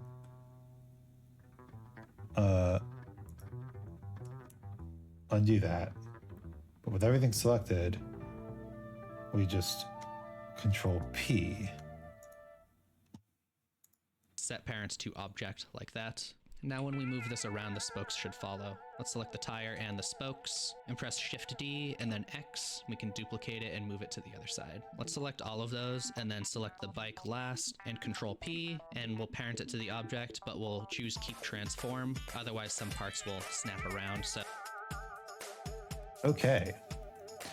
So they are so parented.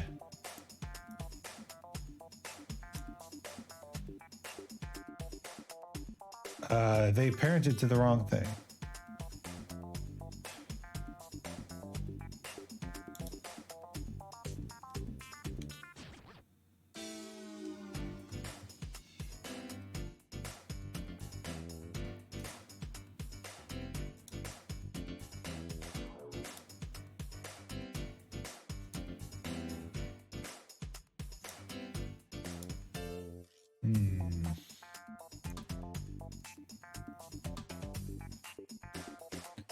All right.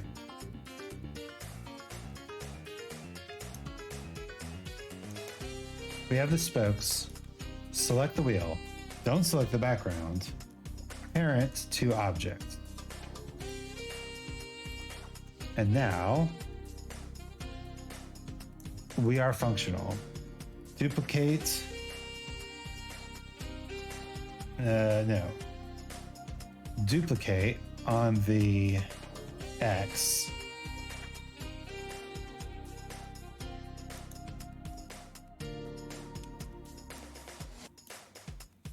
Wrong.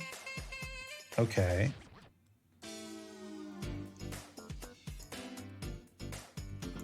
Select both. Duplicate on the X. I see.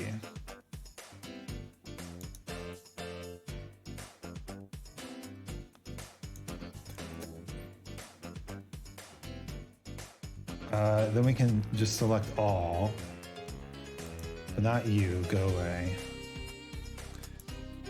Select the bike. Parent, keep transform.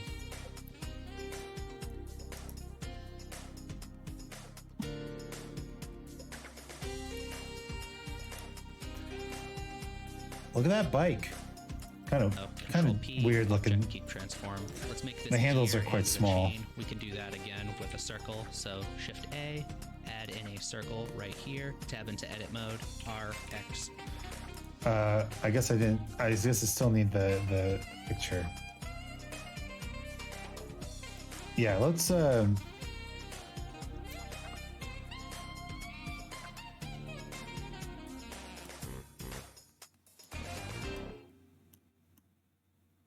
still in vertex select mode. So let's just select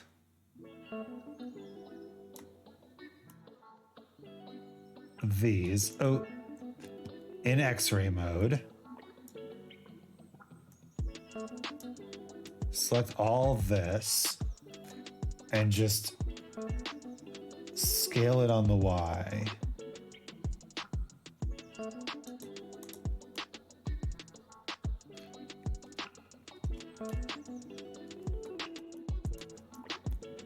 Honestly, looks so much better. I actually hate these kind of bikes with the flat handles. Not a fan. 90, back into object mode. Let's just move this to this point right here, and S to scale it down to match like the outside diameter. Control A, apply the scale, tab into edit mode, and I'm in vertex select for this. E to extrude, S to scale, and I'll go to this outer edge right here where the holes are. E to extrude, S to scale, right about here, and then E to extrude, S to scale, and then 0. And then we'll merge them with M and merge by distance. Let's go into... All right, let's make this circle object. Look at everything all on the origin. We love that. Okay. Add a circle.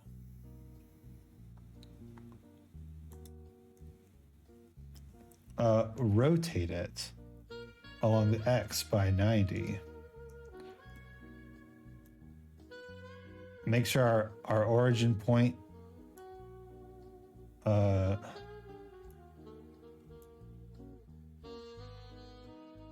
is lined up, right?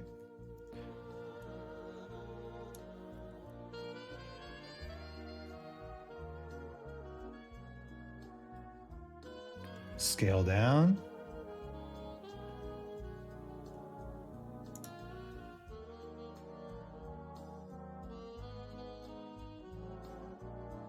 Guess we're not lined up exactly.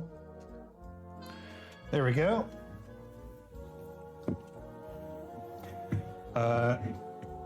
Control A, apply that scale. Then tab into edit mode. In vertice mode, scale in, scale in, scale to the center, enter, merge by distance. Great. Face select mode right here, Alt and left click to select this inner loop right here, and we can do a cool selection trick. Go up to the select menu right here and choose check or deselect. You can see now that it deselected half of them right here, and we can use the options down in the corner to make the selection match our reference a little closer. Ah, that's cool. Okay, so face select. Select here, Alt select.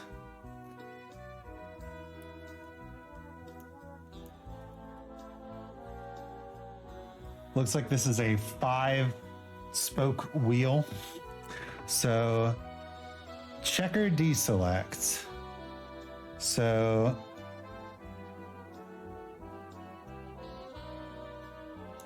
let's do 2 selected.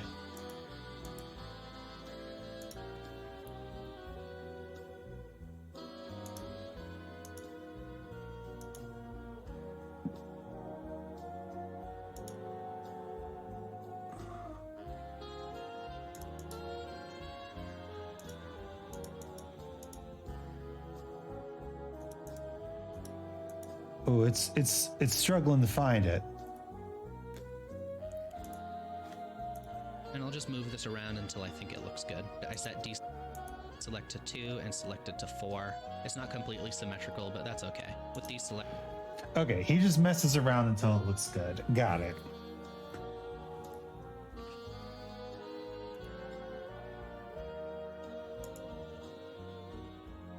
That looks fine, right? It's almost symmetrical 5. Selected, I'll press X and delete just the faces like that. Then I'll select. Oh, I see. He's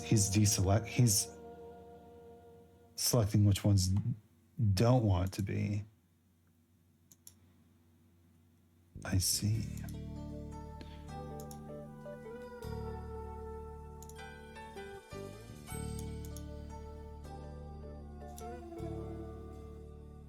Yeah, that's fine. That's fine.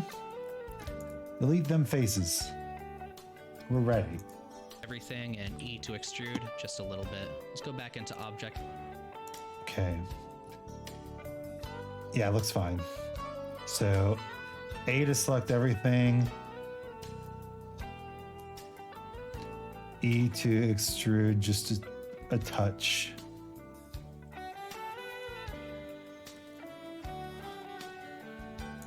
Mode All now right. and just move this over so that it's a little closer to our pedal right here. And we can make the chain pretty easily. For that, we'll just use another circle. So Shift A, add in a circle. In edit mode, R, X, and 90.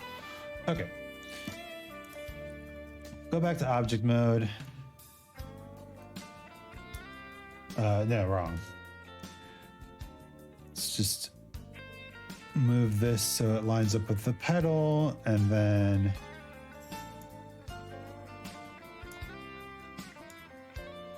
just so it looks like it's lining up with the pedal. I mean, nobody's going to see the reference image, right? It doesn't have to line up with the reference image. It has to look realistic.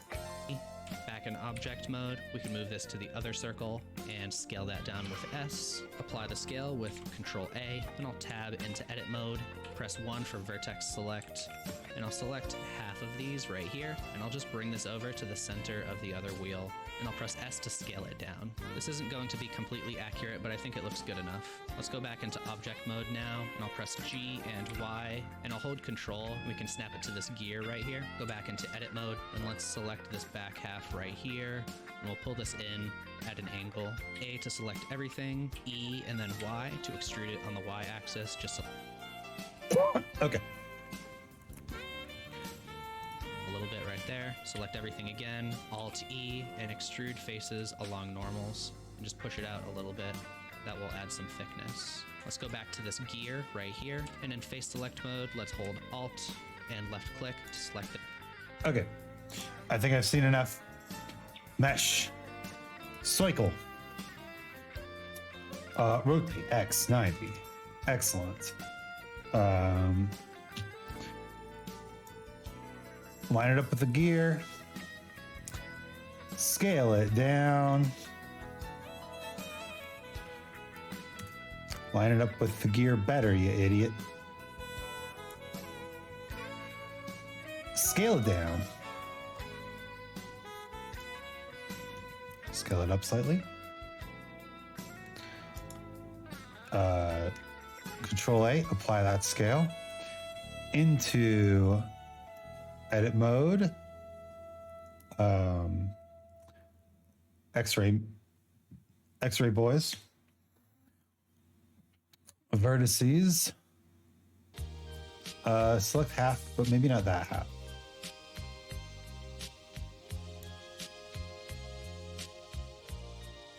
There we go. And then scale it down.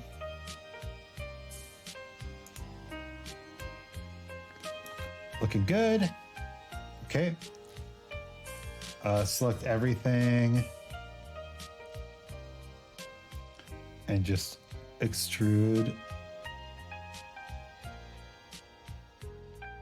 No. Select these. Bring them in line with the gear.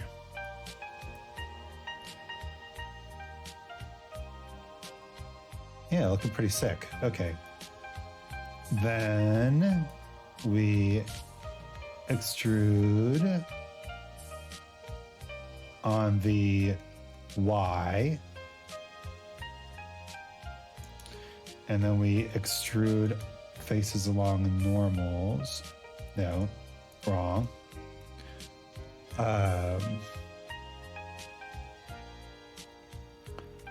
Face select mode. Select all. Extrude faces along normals. Give me that thickness.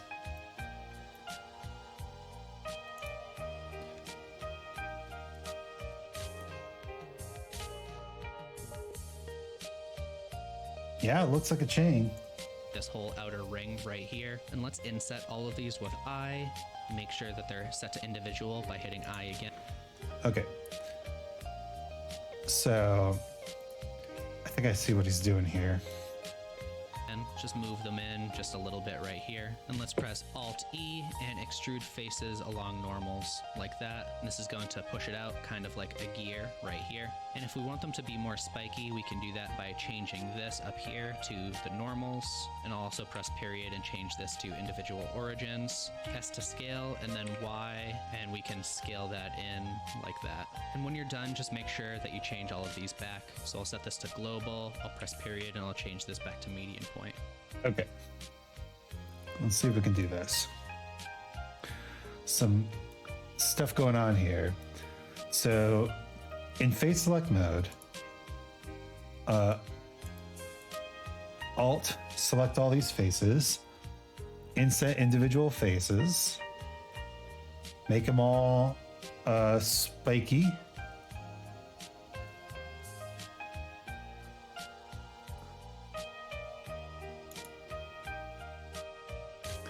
And we can scale them on the Y as well to make them thin.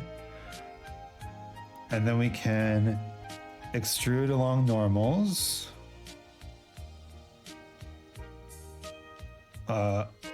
Like so. And then change our transform orientation to normals. And with, with period, our pivot center for rotation and scaling to individual origins. And then we scale these all the way down.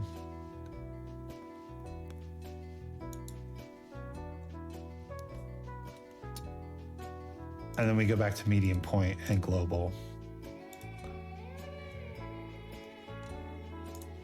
Let's make sure nothing is inside out. So let's go to the overlays, turn on face orientation, and it looks like some of this is inside out. So I'll select everything in here, Alt N, and recalculate outside. We can turn that off, tab back into object mode, and let's make sure that both of these, let's make sure that this gear and the chain are parented to the bike. So select those, shift select the bike, and Control P, parent to object. Okay. Select the gear. In object mode, select the gear, select the chain, select the bike, parent, object. I think we're finally done, so we can select this now and delete it. Let's select our bike and then select everything else. Right click and shade auto smooth. And we can arrange our final scene now. So I know that I'm going to want a ground plane, so we can press Shift A to add in a plane right here. And I'll just scale that up really big for now. Let's set up our cam. All right. I know that the bike will be over here. I know that the camera will be over here. So what if we did this? And actually, I think what I want to do is I want to rotate it on the Z 180 degrees, like so, because of the way the pedals are oriented. And then we can also rotate it on the X, like so. And make it lean slightly.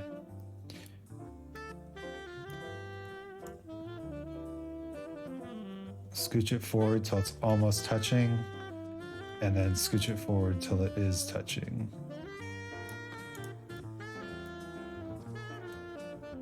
Looks nice.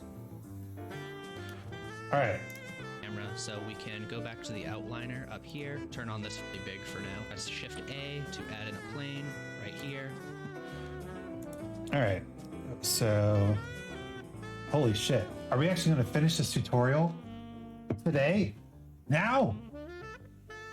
There's only 7 minutes left in the tutorial. By my calculations, we should have enough time left in the stream.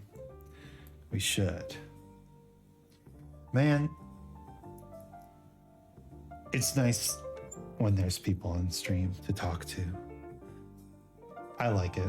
I'm glad for the people who are here. But dang it, Khan needs to answer my DMs. What happened to the peasant sleep cycle, man? What happened to the days of waking up in the middle of the night and joining me for my streams? I miss him. I just miss Khan, that's all. I'm feeling it. He was talking about how he was sick and then he was feeling very fatigued. I'm hoping that it's not long COVID. I'm not here to WebMD anybody, but I do hope that Khan's taking care of himself. That's the real hope. That's the real belief.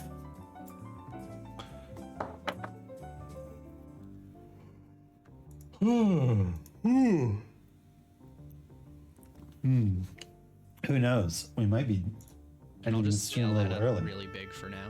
Let's set up our What's the camera next? so we can go back to the out. The next tutorial in this series is fast character modeling with the skin modifier in Blender. That's cool. Getting started, geometry nodes, instances, curves, fields, and attributes.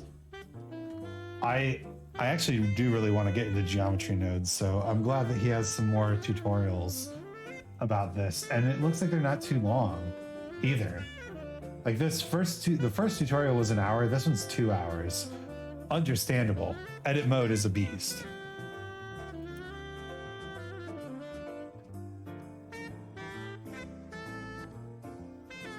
Camera tips and tricks. Easy mouth rig. Easy dancing character animation. Easy walk cycle. This is what I'm talking about. Let's go. Oh, and he has another make characters fast with the skin modifier, and it's even faster. Incredible. All right, we're gonna keep working through these Joey Carlino tutorials. That's how we're gonna get started. And someday, somehow, I'll make my own little scene. Liner up here, turn on this first collection that has our camera and our light.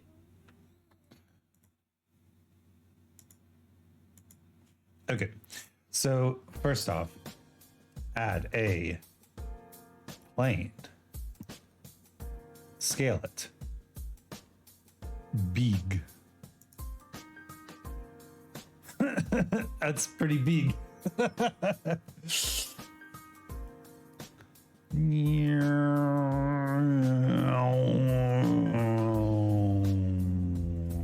Ding. Looking like a really nice scene, Isaac. Well, thank you. I'm starting to realize like how much goes into all this sort of stuff. Maybe, you know what? I want this bike leaning up against the boxes, not the...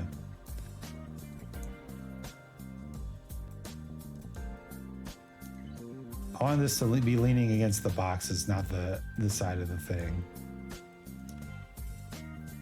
Now set it all on fire. There's a D&D module that I purchased, and it was about... It's called... The D&D module is called, what's it fucking called? Uh, OSR module Sky Fortress.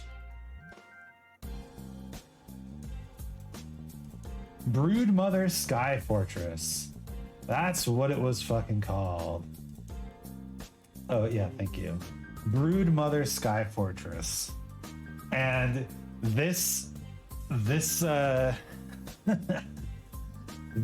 module is all about taking a city that you know and love and unleashing a flying saucer full of shark elephant centaurs on it. It is so cool. The most awesome adventure ever. Since the invention of the adventure module, there have only been 5 adventures that were rated the most awesome, the most epic.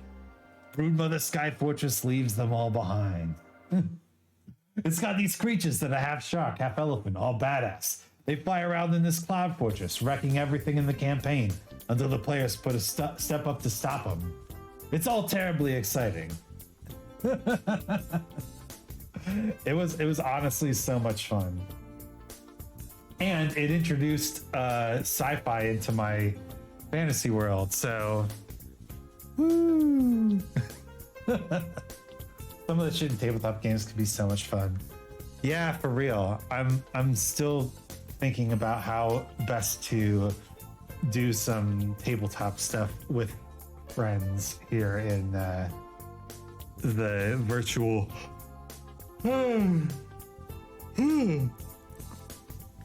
here in the virtual space, you know. These things can be difficult.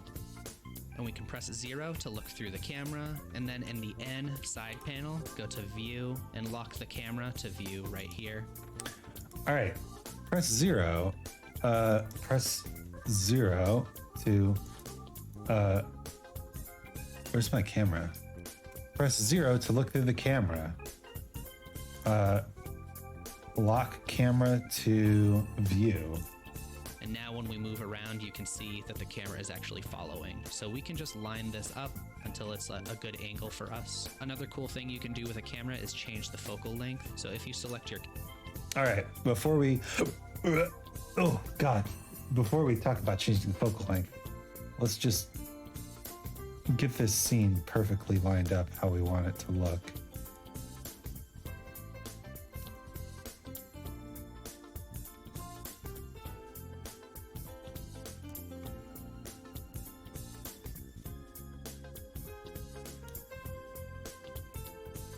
That's cute. That's cute. I like that. Okay. No longer lock the camera to the view. Thank you. Camera, and you go to object data properties down here. It should be a little camera button now. You have the focal length right here. So if you want to simulate a wide angle lens, you can make this a lot smaller. And if you want this to look more miniature, then you can make this a lot bigger, like around 100. And if you want it to have no perspective at all, you can change this to orthographic. Just know that when you do this, scrolling will no longer zoom in. You have to change this scale right here. I do actually like how it looks in orthographic mode. So let's just arrange this. I think this is a pretty good angle. Let's just make sure that this is zoomed in as far as we want. And when you have it where you want it, you can turn off lock camera to view right here so that when you move around, the camera doesn't move anymore. Now okay. Back here, type perspective, type orthographic. Huh.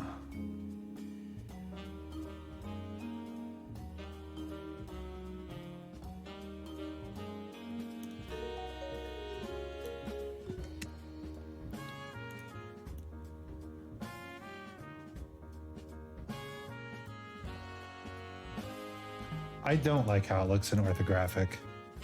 Sorry, bro.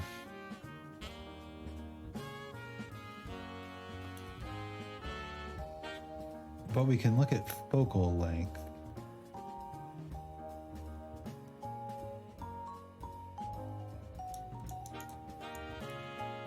And 50. 50 is fine. 50 is fine. Setting it all on fire is sort of easy, like a 3-minute tutorial at the most for the fastest way to burn it all. That's what I'm saying. But people get attached to things, right? People look at the work that you've put into something and assign it value based on the amount of effort it took. But the amount of effort it took is a sunk cost. It's already been done. Burning it makes no difference to the value of the thing, right? If the thing has a function and it functions better by not being on fire, then it can have value. But I mean, this is just a thing. Would it be better on fire? Good question. Now is a good time to move everything around if you don't like how it's positioned. So I'll select this plane and I'll scale it up even more so that we can't see the edge of it. I'll rotate some of these crates around. Let's select the bike, press G to move it, and Control to snap it to the ground. And we'll make it lean against these crates right here. So it could be on fire though. Z to rotate it a little bit like that. We can look from the top too. And just move it around. It could be any color you want for the flames too. It doesn't mean it has to actually be destroyed and then X now. twice to rotate it on the local X-axis, and you can just rotate it a little bit like that. Make sure you're looking through your camera occasionally to see how everything lines up. I'm gonna move the stool over a little bit over here. Both of these. Let's rotate this a little. We'll add some simple lighting and materials. And for that, we can go into render view right here. I'm going to show everything in the Cycles render engine, but if you want, you can use EV2. And I'm going to set the device to GPU. If yours is grayed out, you might have to change some settings. So I'll go to Ed. All right, I missed some of that. Over a little bit over here, both of these. Let's rotate this a little. We'll add some simple lighting and materials. And for that, we can go into render view right here. I'm going to show everything in the...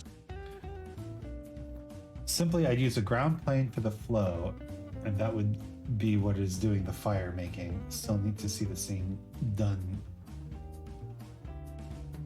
Though up though. Done though up. Done through up though. Ooh.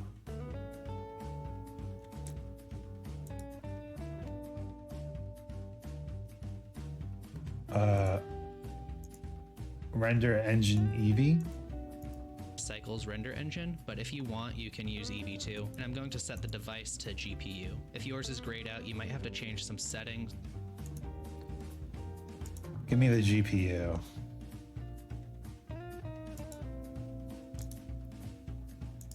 So I'll go to Edit, Preferences, and under System, I'm going to set this to Optics.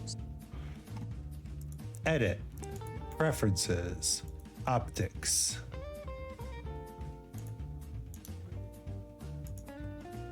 I mean, it looks nice.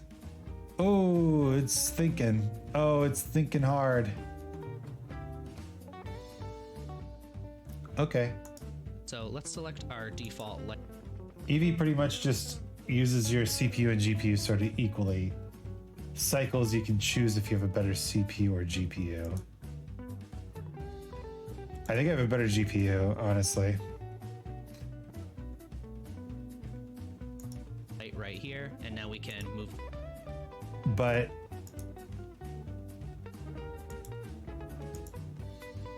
yeah, rendered view is your real-time view. It will be rendered from the camera view when you hit render image and animation. Got it. That's why it gets so pixely. So it'll look better eventually. But for now, it's kind of like struggling. This around to wherever we want it. With that selected, I'll go to Object Data Properties. It should look like a light bulb now. And instead of using a point, I'll change this to Area, and I'll reset the rotation with Alt-R, and I'll move.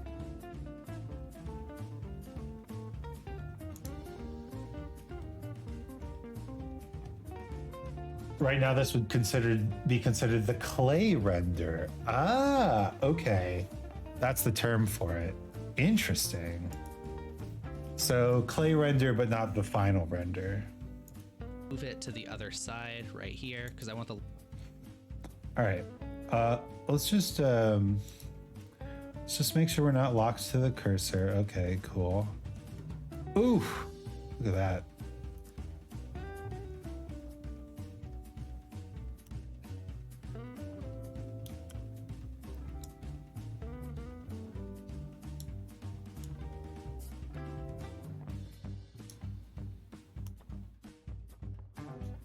If you see some of the shit I ever posted on Twitter from Blender people, they might have something like clay versus rendered as the caption things. So is clay also unmaterialed?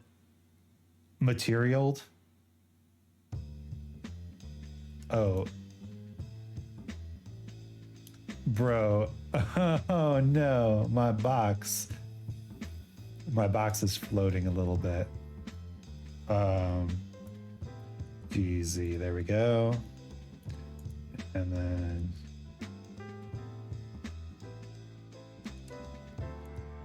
there we go. Better.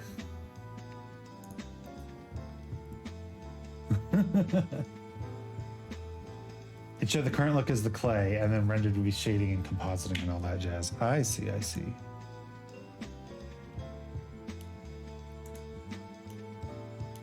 Okay. I want to adjust the lighting though.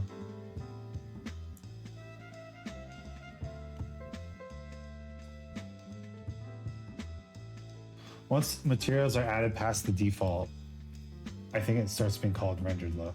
Ah, Light okay. to come from this angle, and then I'll scale that up with S. You can see as I do this, the shadows should become quite a bit softer. And this Ah, okay. So let's do this backlighting thing that he's got going on.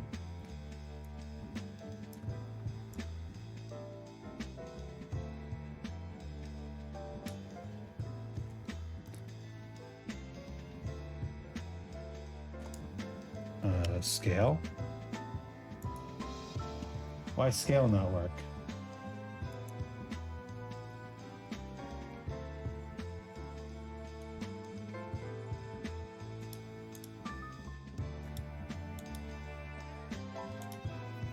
Oh my goodness. No. Area. I see. Wrong light type. Thank you.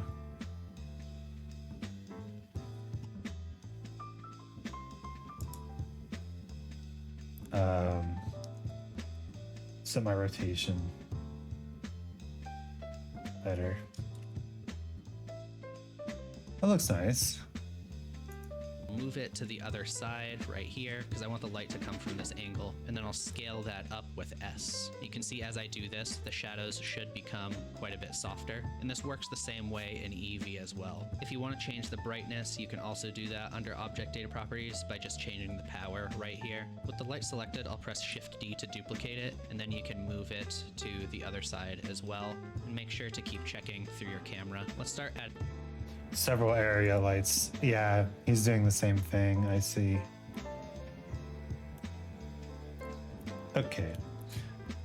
Duplicate on the Z-axis.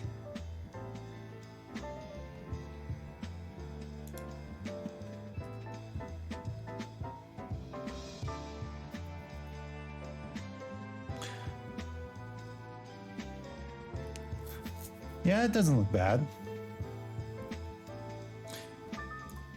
some materials, so I'll start by selecting. Now, before you get into the materials, bro, I have an idea. And maybe we do this in object mode. So what I want to do is I want to select this object, set origin to no.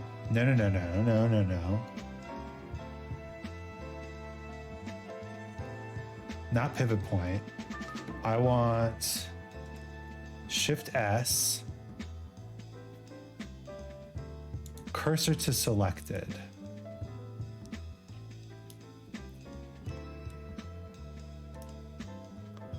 And then I want to add a light, a spotlight. Drop that spotlight down a bit.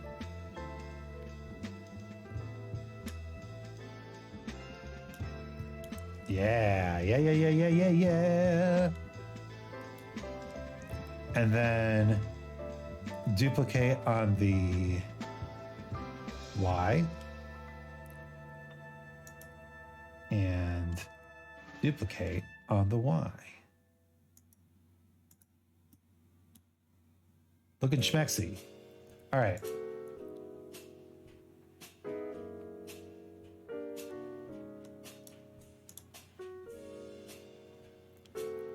Let's take our spotlights, move them into the light collection because that's important. For rendering like a single object for showcasing it, most things use what is called three-point lighting using area lights of varying strengths and colors. Interesting. So maybe we should add another area light. I mean, he did that as well, so let's try it. Let's do just one over here. Look through the camera. I mean, yeah, that looks nice. Very bright. So maybe what we want to do is make this area light smaller. Yeah, that gives a little bit more distinct shadows to it, which I like. So well, you said that about changing the strength of the lights too. I see, okay. All right, I'm gonna change the strength of the spotlights now.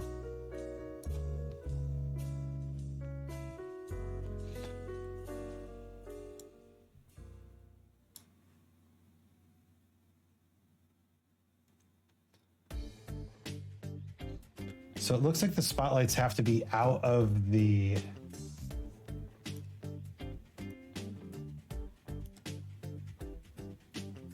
spotlights have to be outside of the object in order to shine properly. So I think what I'm going to do is I'm just going to delete spotlight number 2 and 3.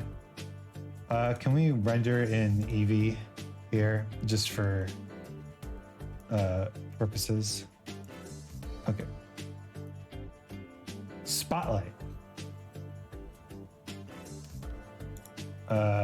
Light properties. Size. That's a good size. It doesn't do transparency and some other things good.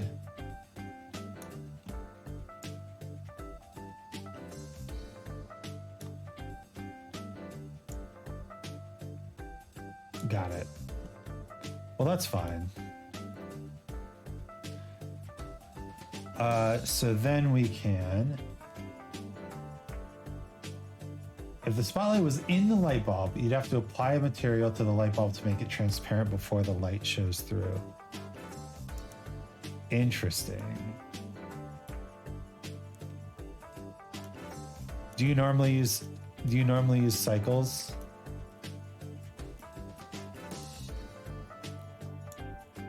Let's just set it like right there.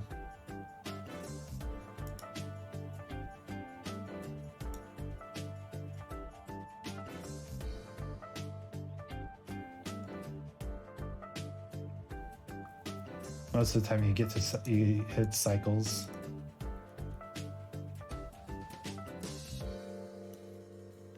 Okay. And now we can duplicate on the X, on the Y.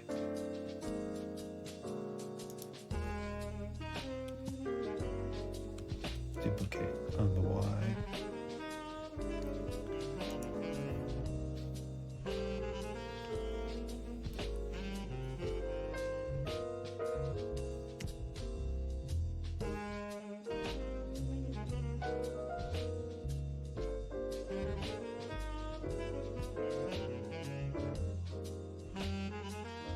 I mean, yeah, that looks pretty good.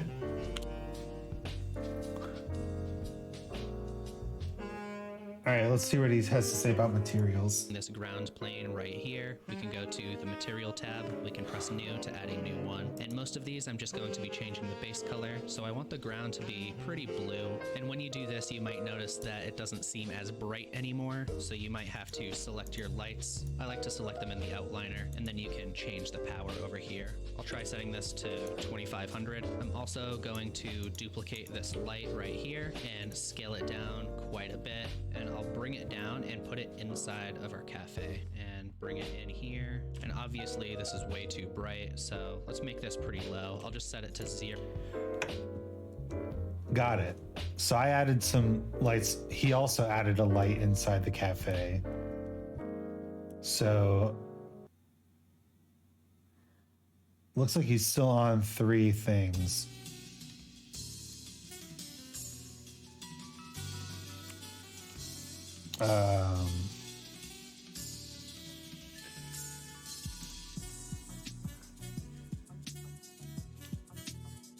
So with this collection selected, let's add in another area light. And of course it adds it right there at the origin.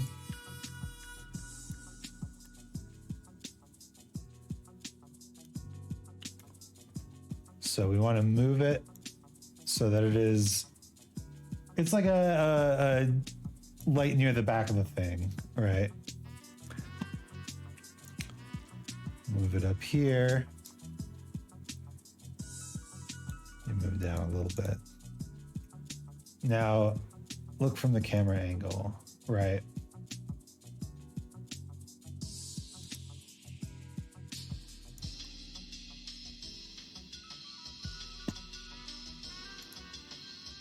The power is too low.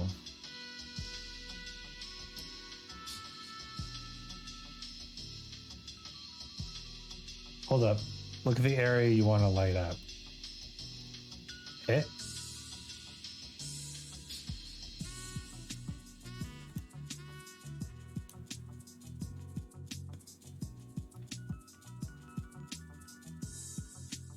Shift right click should move the 3D cursor to that point where you're looking at. I see. There we go.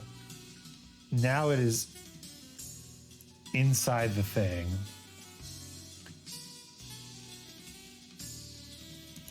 You can scale it down and make it not so bright. Shift right click, move the 3D cursor to the point you click on, then you can shift A and just spawn a new thing right there. Yeah, but isn't that hard? Like, it's hard to know what your it's hard to know what your thing is looking like. Like if I just look there, shift right click, right? That's not exactly where I wanted it. Right? Isn't that tough? How do you change the cursor like that so easily?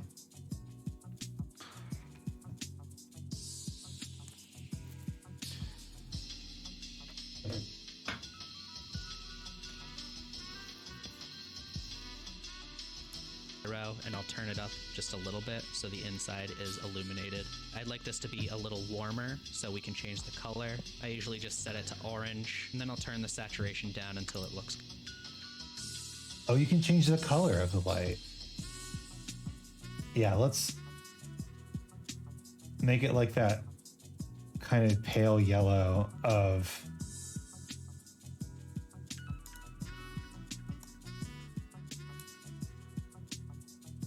fluorescent lighting. It's not precise, but it is better than having to go back to the world origin all the time for adding things sometimes. That is fair.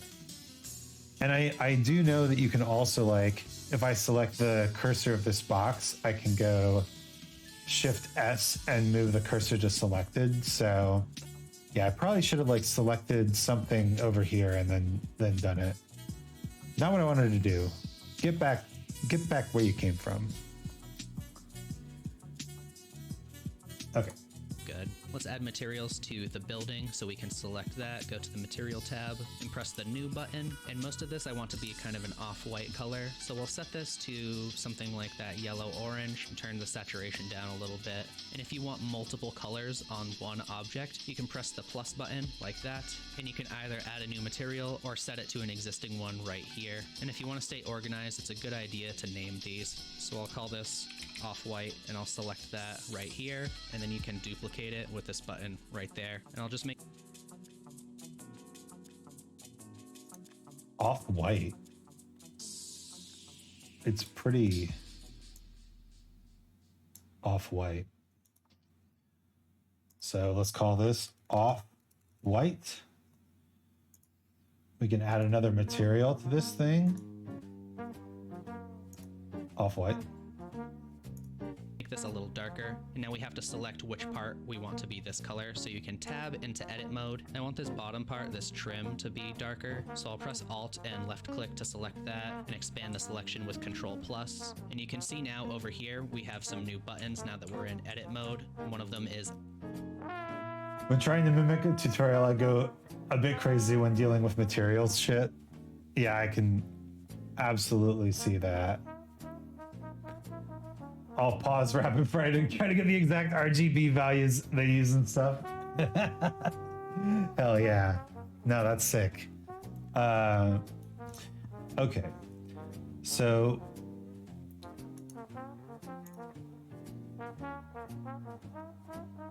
delete this, a new material, and yeah, let's just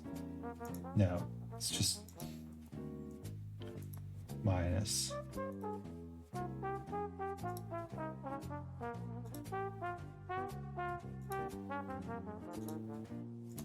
Off-white 1. There we go. Understood. Make it a little darker. Ryan King art. I strongly recommend though. Ooh, well, I really liked your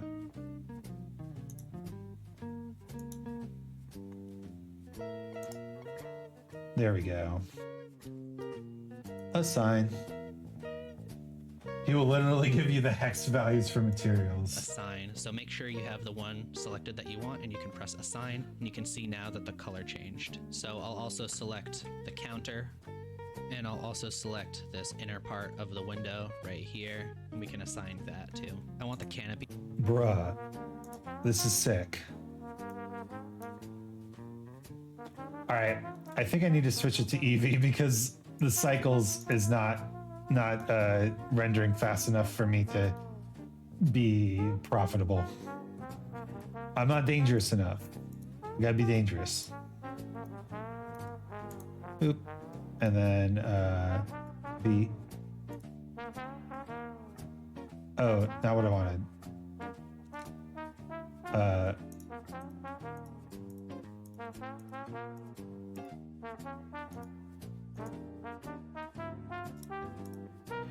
He does a lot of stuff with procedural materials and geometry nodes, but does have some basics for Blender, particularly with baking and doing UV unwrapping.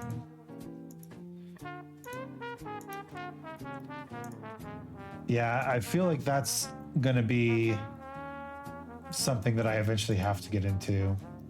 UV, whatever.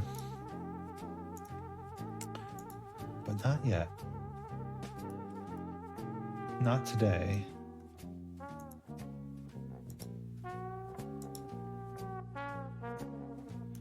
I got everything? Of course not.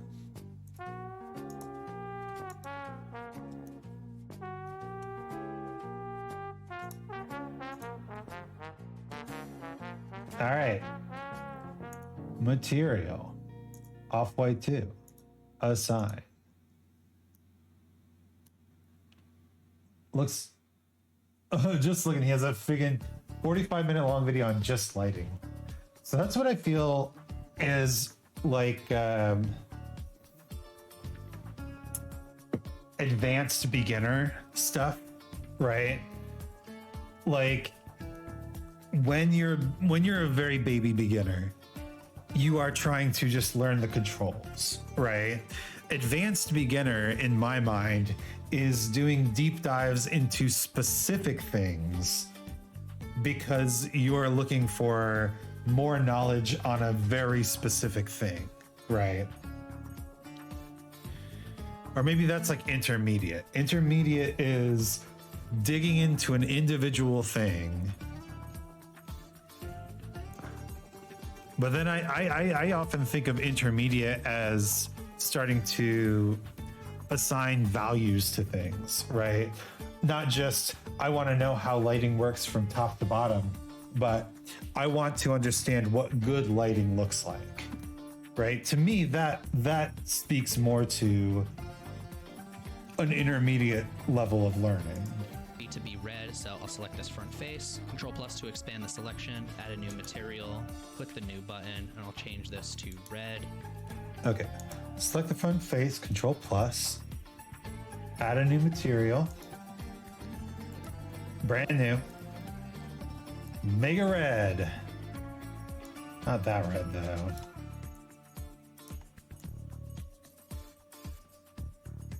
That's a nice red. Assign. Look at that. And with that selected, we'll assign it like this. I'll select the whole roof and Control plus to expand the selection. Then you have the actual experts that make shit completely from geometry nodes in Python with very little modeling with verts or sculpting. That feels like the dream to me, right? I don't want to have to sculpt every little thing. I want to learn how to create cool shit systematically. I want to procedurally generate stuff, right? I want to be able to program in my values. Put in shitloads of values and nodes here. Now you have a complete city generator that can even change if someone is pissing in the back alley. What's the parameter for piss takers? How many people are taking the piss? That's what I want to know. And add a new material, and we can change this to a green color and press assign. And I'll just make this quite a bit darker and make sure. Yeah, looks nice.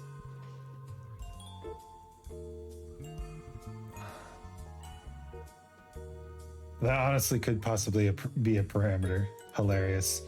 Okay, so he did this by like Alt, Control plus. I'll get that underside, and then just snake our way around the top. Beautiful. New material.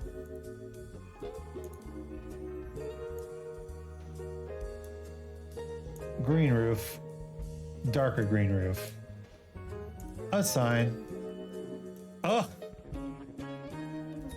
I swear to God, this guy knew exactly what I needed to know.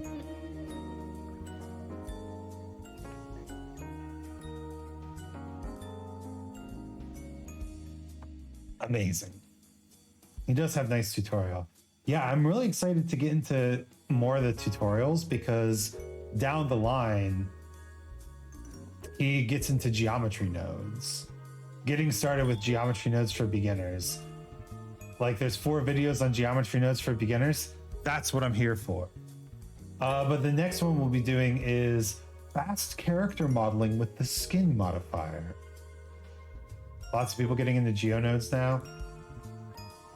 Did it come out recently? Sure that you're staying organized by giving these names. Let's select this part of the window, expand the selection, and we'll make this green also. I'll select. Okay.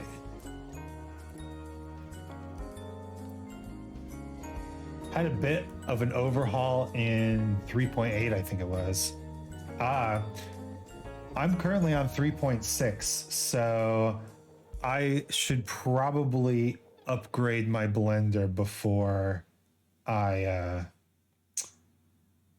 get into the geometry nodes stuff. Although he's doing this tutorial in 3.4, so what the fuck do I know? Opens the blender on his end.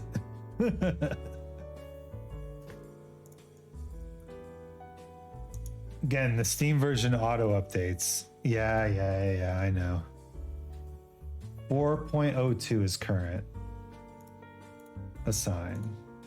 Okay, so let's label this trim.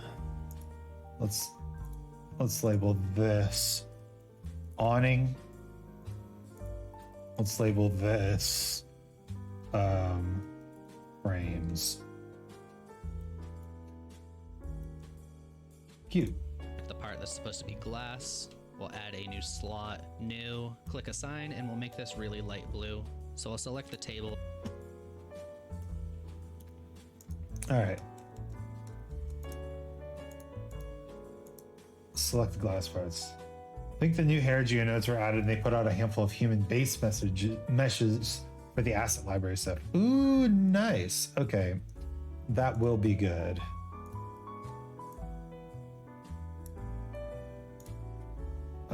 Assign. Nice light blue. Let's actually turn the value down on it. No. Saturation, and then this can be glass. Cute. Are there any other glass objects around? I guess you could say that the vase is glass, isn't it? But we're in edit mode on the store right now. Forget if they were rigged at all, but rigging isn't super hard to learn. Ah, yes. But I'm trying to learn things. It's not that I'm trying to learn things that are like the easiest to do or the most interesting to me. I'm trying to learn things from a outside in perspective, right? I want to know everything outside before I peel away the layer to the next inside thing. And I think that's a really good approach to learning anything as a beginner. Start with the big picture. Like if you're learning math, start with why do you need to know math, right? And then peel inside until you get deeper and deeper. And the stools, I'll press new to add a new one, and we'll make this brown, kind of like wood, make it orange, turn the saturation down and the value down a little bit. And to make the material the same for all of these, you can press Control L and link materials. So let's just okay. He's gonna power through this, I can tell. So new material, orangey, maybe not that far down. Nice wood material, wood. And then just select this, this,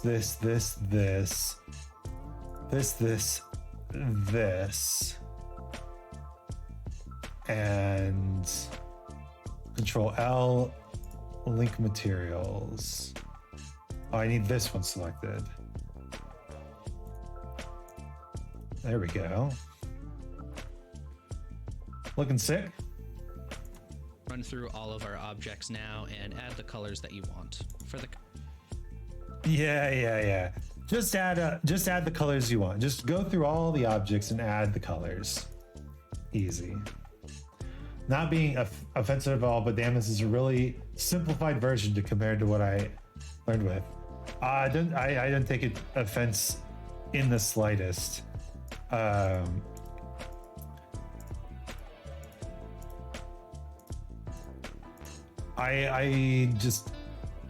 like that kind of simplified vibe. Look at that apple color. Damn, those apples look tasty. Just fucking around in the shader tab instead of just adding materials in the layout. Yeah, we could always switch to the viewport, the material preview. But it's nice having the light on here too. All right, so this gets to be off-white. Or actually, this can be trim. I like that better. The lights, I think we just need a new material that's just black. This can just be called black.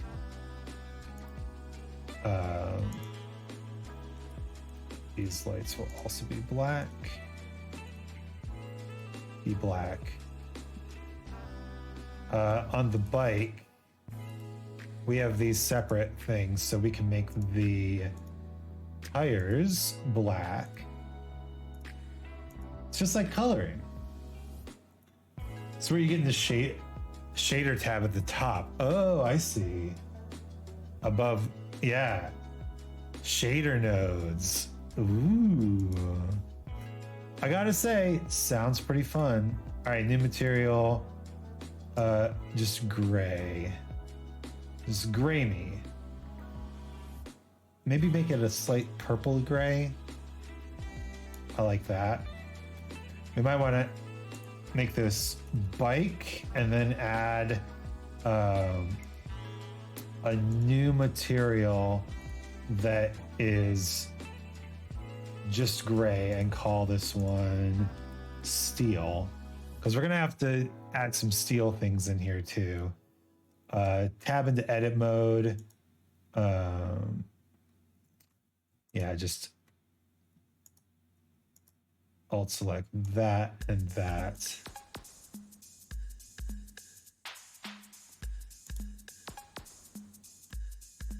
Oh, right. Shift alt.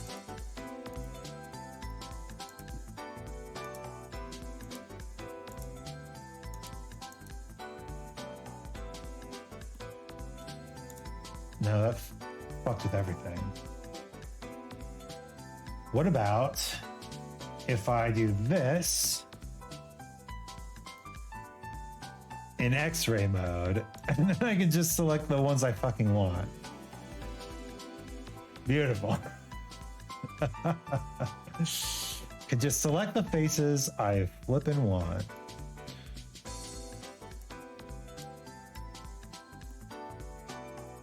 Yay, X-ray mode. We love X-ray mode. Yeah, I was talking to my friend who actually drew this model. Super talented artist and a 3D modeler herself. And she normally works in a different program, and I don't remember what it's called.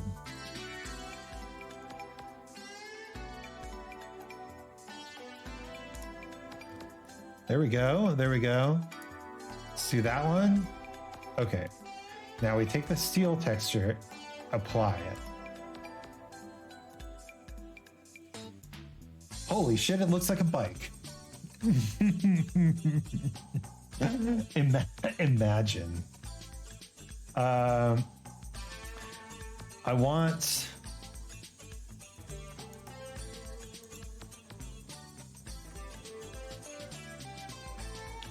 this to be a new material, which is black. Beautiful. All right, and we can keep the base white for some of this stuff, but on the handles, we can make the handles black. We can do that by selecting here.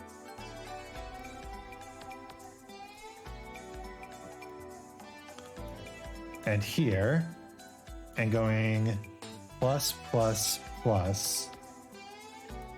Assign the black material to those.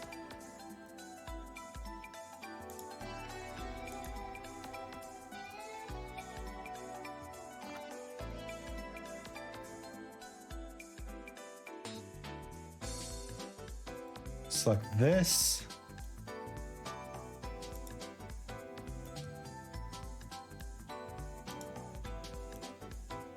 Select that, and not that.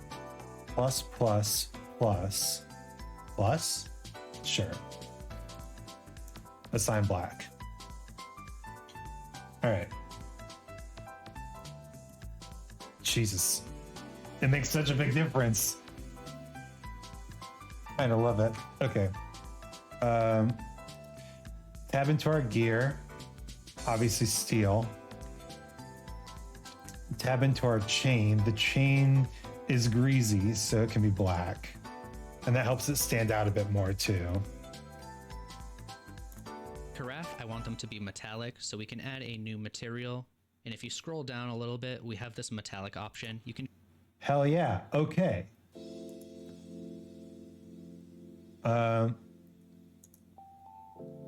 Nope, wrong. Not what I wanted. Let's select something that has the steel modifier on it. Scroll down. Metallic. All the way up.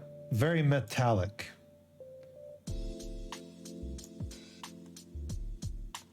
Wait, right? It looks very metal now. Maybe not all the way metallic.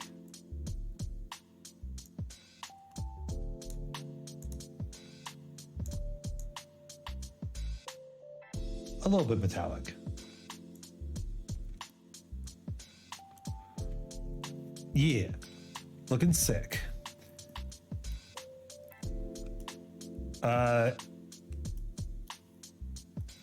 I can start to see all the way up, and you can see now that it's shiny. There's got to be a transparent alpha. Alpha is 1. Yeah. Alpha. Okay. Select the carafe. Make it steel. Shiny. If you want it to be more or less shiny, you can change the roughness right here. Let's make the lamps metallic also. Yeah, let's make the lamps metallic also. Although I kind of like them black but slightly metallic. Let's make it steel black. All right.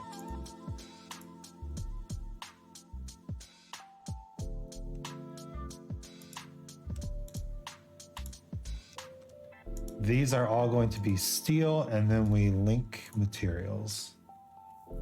Alpha, not what you think it is. Took me a bit to learn that. Oh, shit. Okay. I'm not going to touch it then. Espresso machine is base steel colored. But we can go into edit mode, add the black material, and then we can select these faces and make those black. We can, select linked because that's a separate thing. Make the knobs black.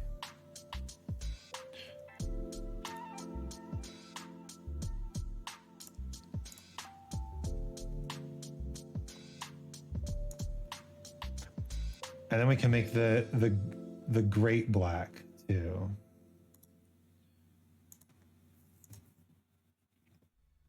Look at that.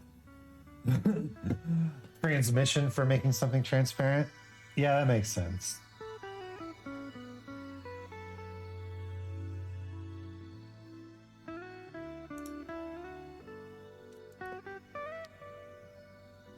Huh. Okay. I'm not too worried about it. We've got a nice little thing going on here.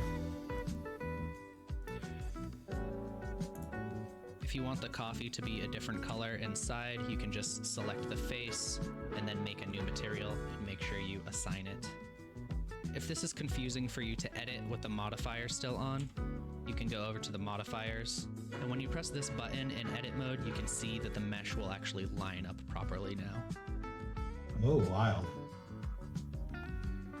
Who makes an orange bike? This guy's dumb. All right, cash register is going to be steel, and that's fine.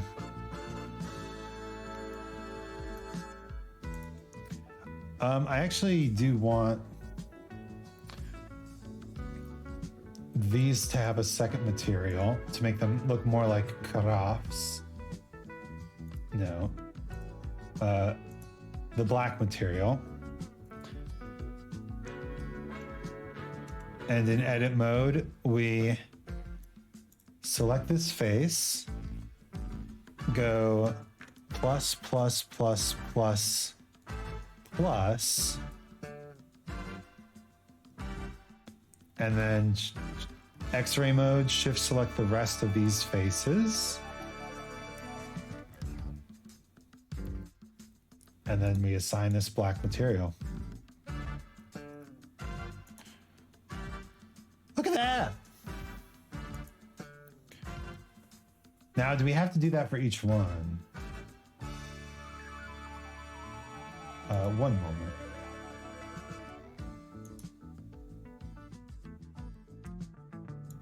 moment. But you're also getting into UV editing there. I see.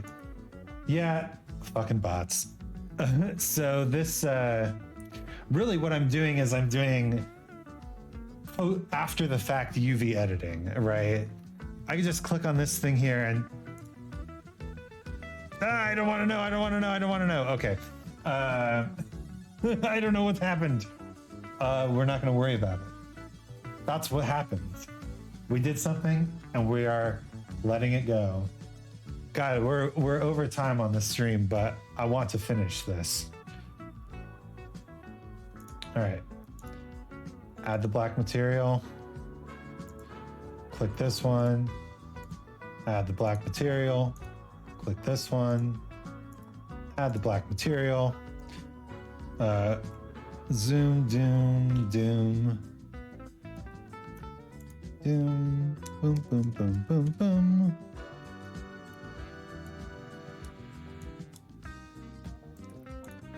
Assign black. Click this one, tab into edit mode. Select top face. 1, 2, 3, 4, 5.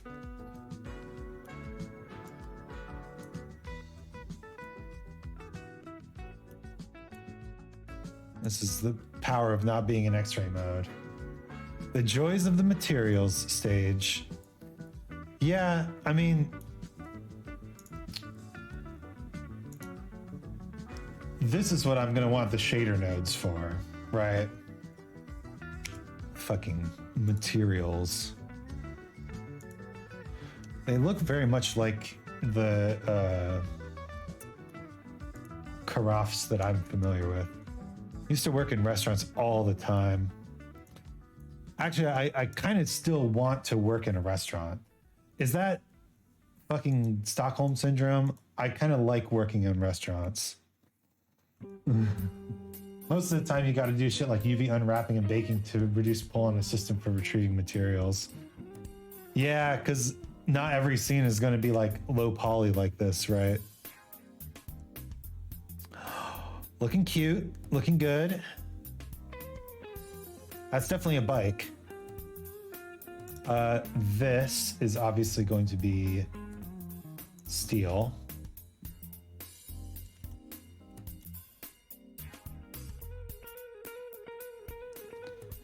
I don't care how the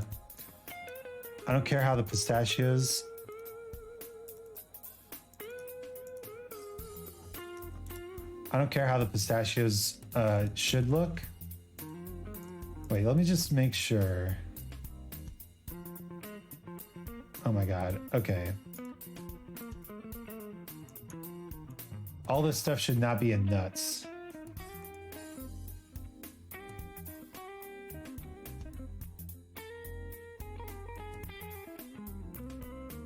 This should be in a new collection.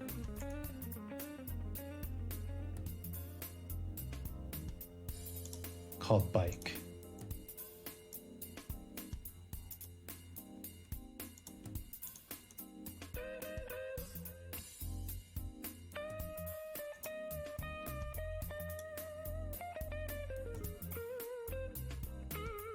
Right?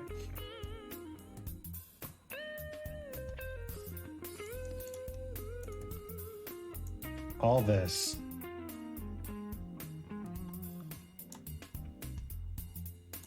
Gets to be in collection 5. And the plane gets to be in this collection. And this is renamed. Cool. Texture is just, what is the name of object? Okay, that all we worry about for that. On to the next one. Yeah, real. So real. I'm feeling the realness. Okay, finally our nuts collection. Select these objects.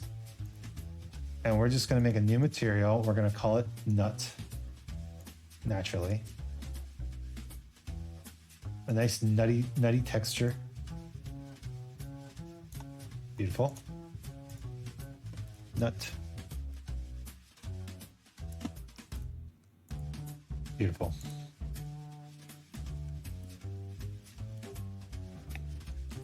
And you know what? Even the coffee can look like nut. So the mug is going to be base green.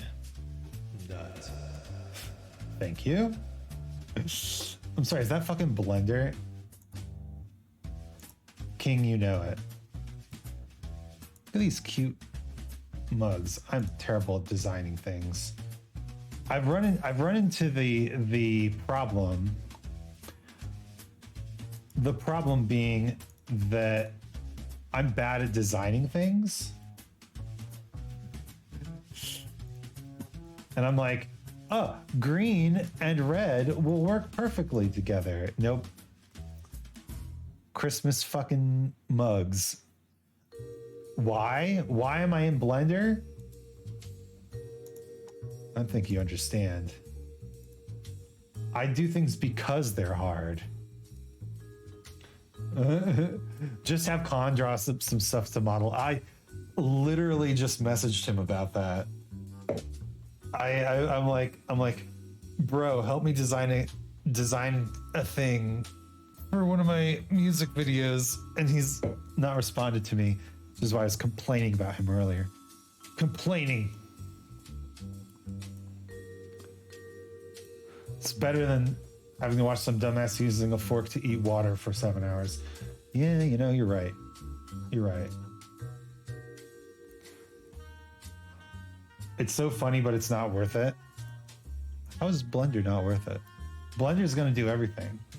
Blender, they keep adding stuff at the top here. See this little plus button right here, add a workspace? They're gonna be adding workspaces for like music composition and social media, and eventually you're just going to be running Blender the OS instead of Microsoft, and it'll be free and open source and everybody will love it. Like Linux is supposed to be. Why can't Linux be this good? Damn it. Nice green flower. Not kidding about that happening recently either. Did that... Somebody really tried to eat water with a fork? Is that a thing that people believe? Also, thank you for the contribution to the Ooh Only challenge. Your contribution is appreciated. Let's make this a yellow. Yellow, and we'll call it flower. And then we'll assign it. Yep. Now, I don't remember how I did these petals, but yeah. Okay, hell yeah. I can assign the... Let's make it a purple flower. Oh, and they're even linked. I forgot. Hell yeah. Dextero post on Twitter. I don't want to watch it. 7 hours? I don't want to watch it.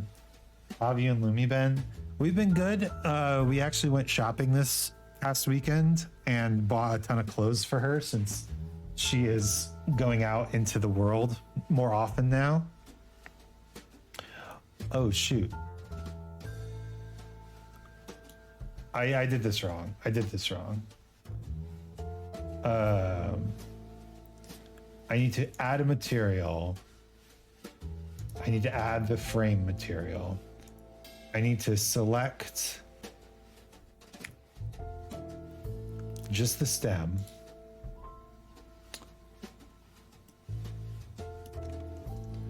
Slay, yeah. Well, you know, when you're at home alone,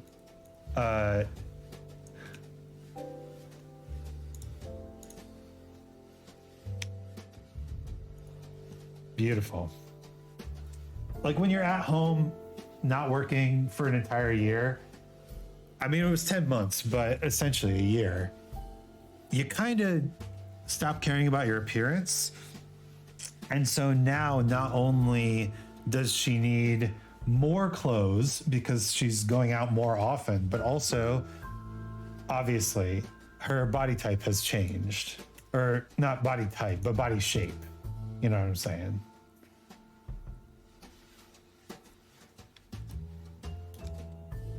That's looking pretty good. So we went out and bought clothes and had a grand old time. We got French fries for lunch. And when I say French fries, I mean poutine, because French fries are not. I really want to get you a sweater vest. I think that'd be so silly of me to do, considering her feelings about them.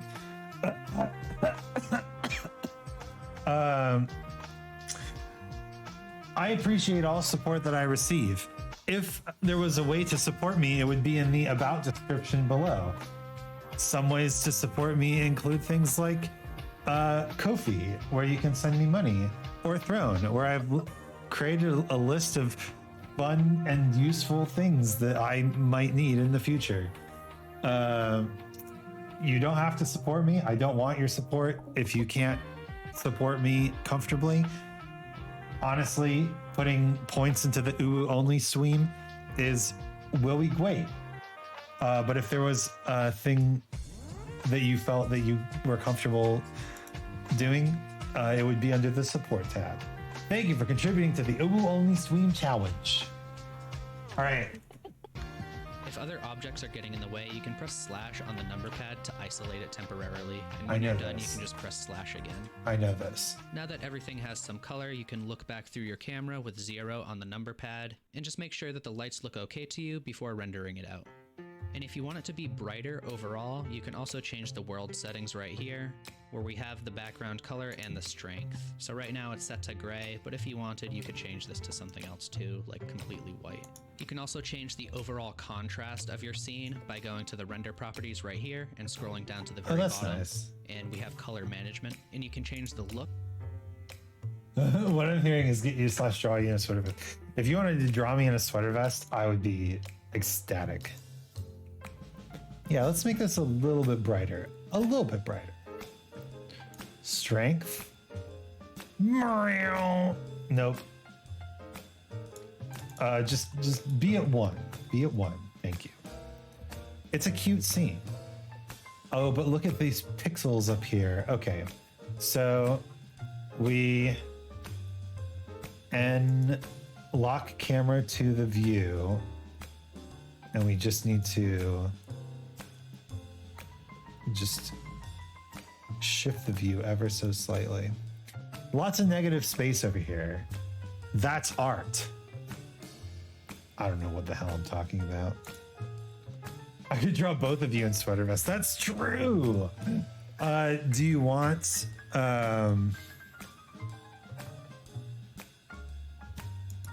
Lumi's whatchamacallit? Her model?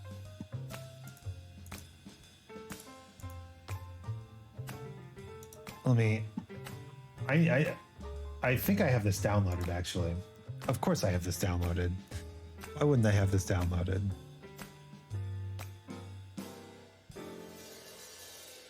Where are you? Oh, you're Nikolai now. Got it. Let's see. PNGs.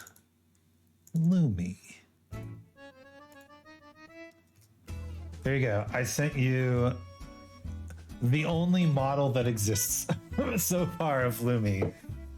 She's holding a microphone because so far we only have karaoke stuff on the docket, but maybe someday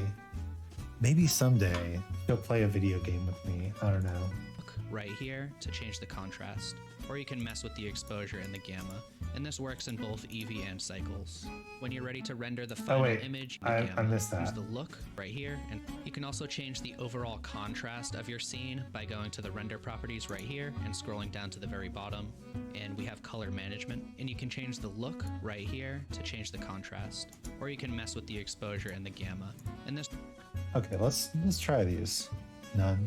Medium contrast looks about the same. Very low contrast. High contrast. Oh, I kind of like high contrast. It fits the blocky style. Exposure. Yeah, just leave yo ass at 0. And then the gamma. Yeah, leave yo ass at 1. Now, what about medium high contrast? Very high contrast.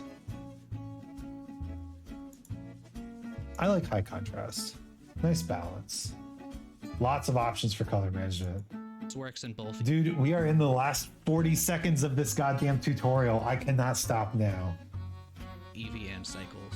When you're ready to render the final image, you can just go up to Render, Render Image, and then you can save it by going to Image, Save As. Okay. Render. Render image. My God, it's cute. Are those fucking stools floating?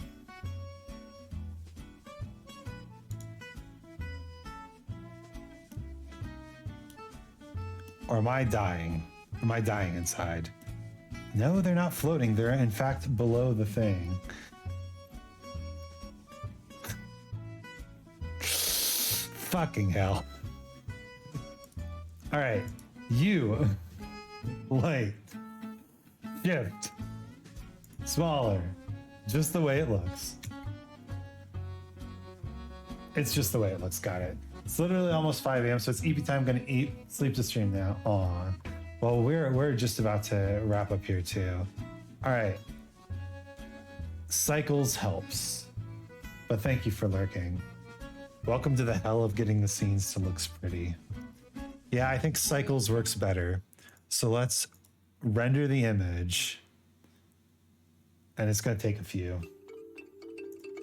You can change the file type right here. You can change the name of it at the bottom, and you can save it to whatever folder you want. The next step is to keep practicing. Browse Instagram or Pinterest and see if you can recreate things that you like, or come up with a list of objects to challenge yourself. And if you don't remember how to do something, you can come back to this video, check the list of shortcuts I made, or just look it up. I also have regular challenges on Discord to help motivate people. The more you use all of these methods, the easier they'll get. Thanks for watching, and have a good one. Holy fuck. Seems Eevee is getting a bit of an update in the upcoming Blender update. All right, yeah, time to... It's not even rendered yet. Okay. It says it's gonna be 15 minutes before it finishes rendering. Sorry, we are switching to Eevee. I don't care how it looks. Eevee, done.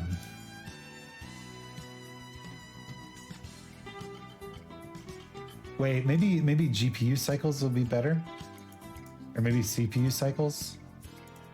CPU. Render, how's that look? It crashed.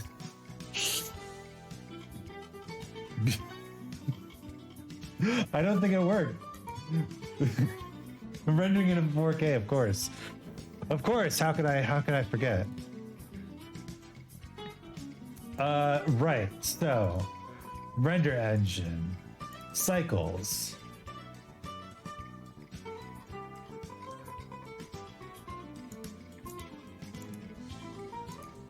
CPU. Was it 4K max samples? Is this what I want to decrease?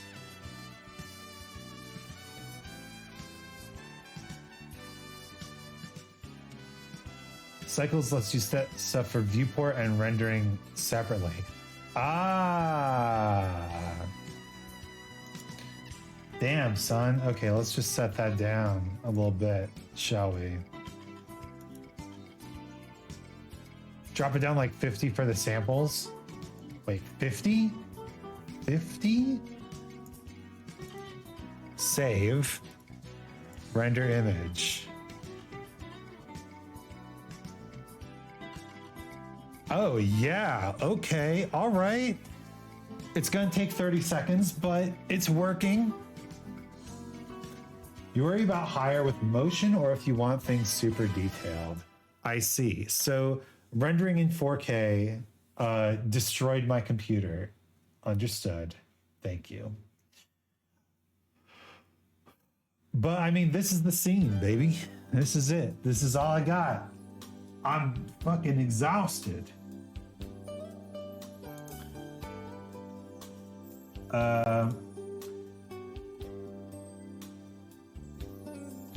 There we go. Wait till you try rendering an animation that takes 17 hours for 10 seconds. No, that's what I want to do. I want to animate in Blender. Why is to do that? Why would it take so long? Why would Blender do this to me?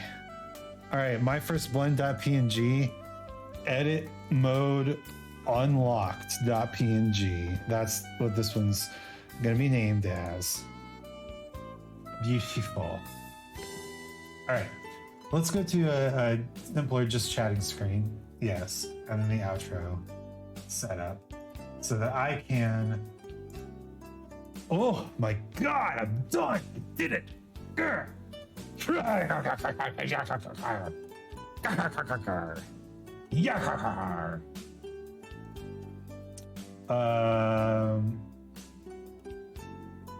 What do I do now?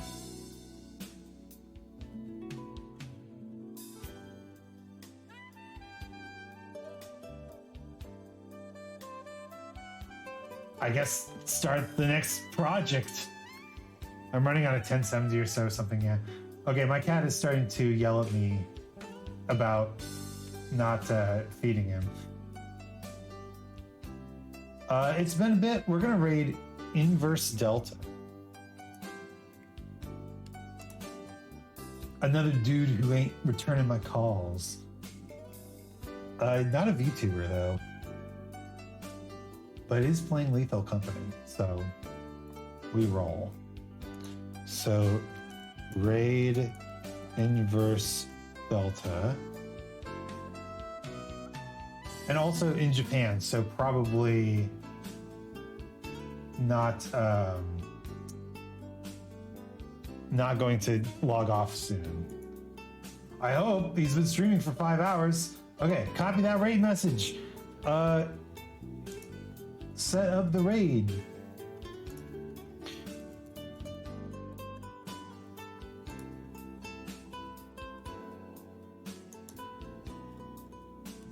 It's funny that it says pedaling over because got a bike. Hilarious. Thank you. I'll be posting the final image on wherever, somewhere. Anyway, thank you so much for joining. My name's Isaac Anzu. You stay cool, I'll stay cooler. Wait, no. I'll stay cool, you stay cooler. And I'll catch you next time. Farewell. Tacos.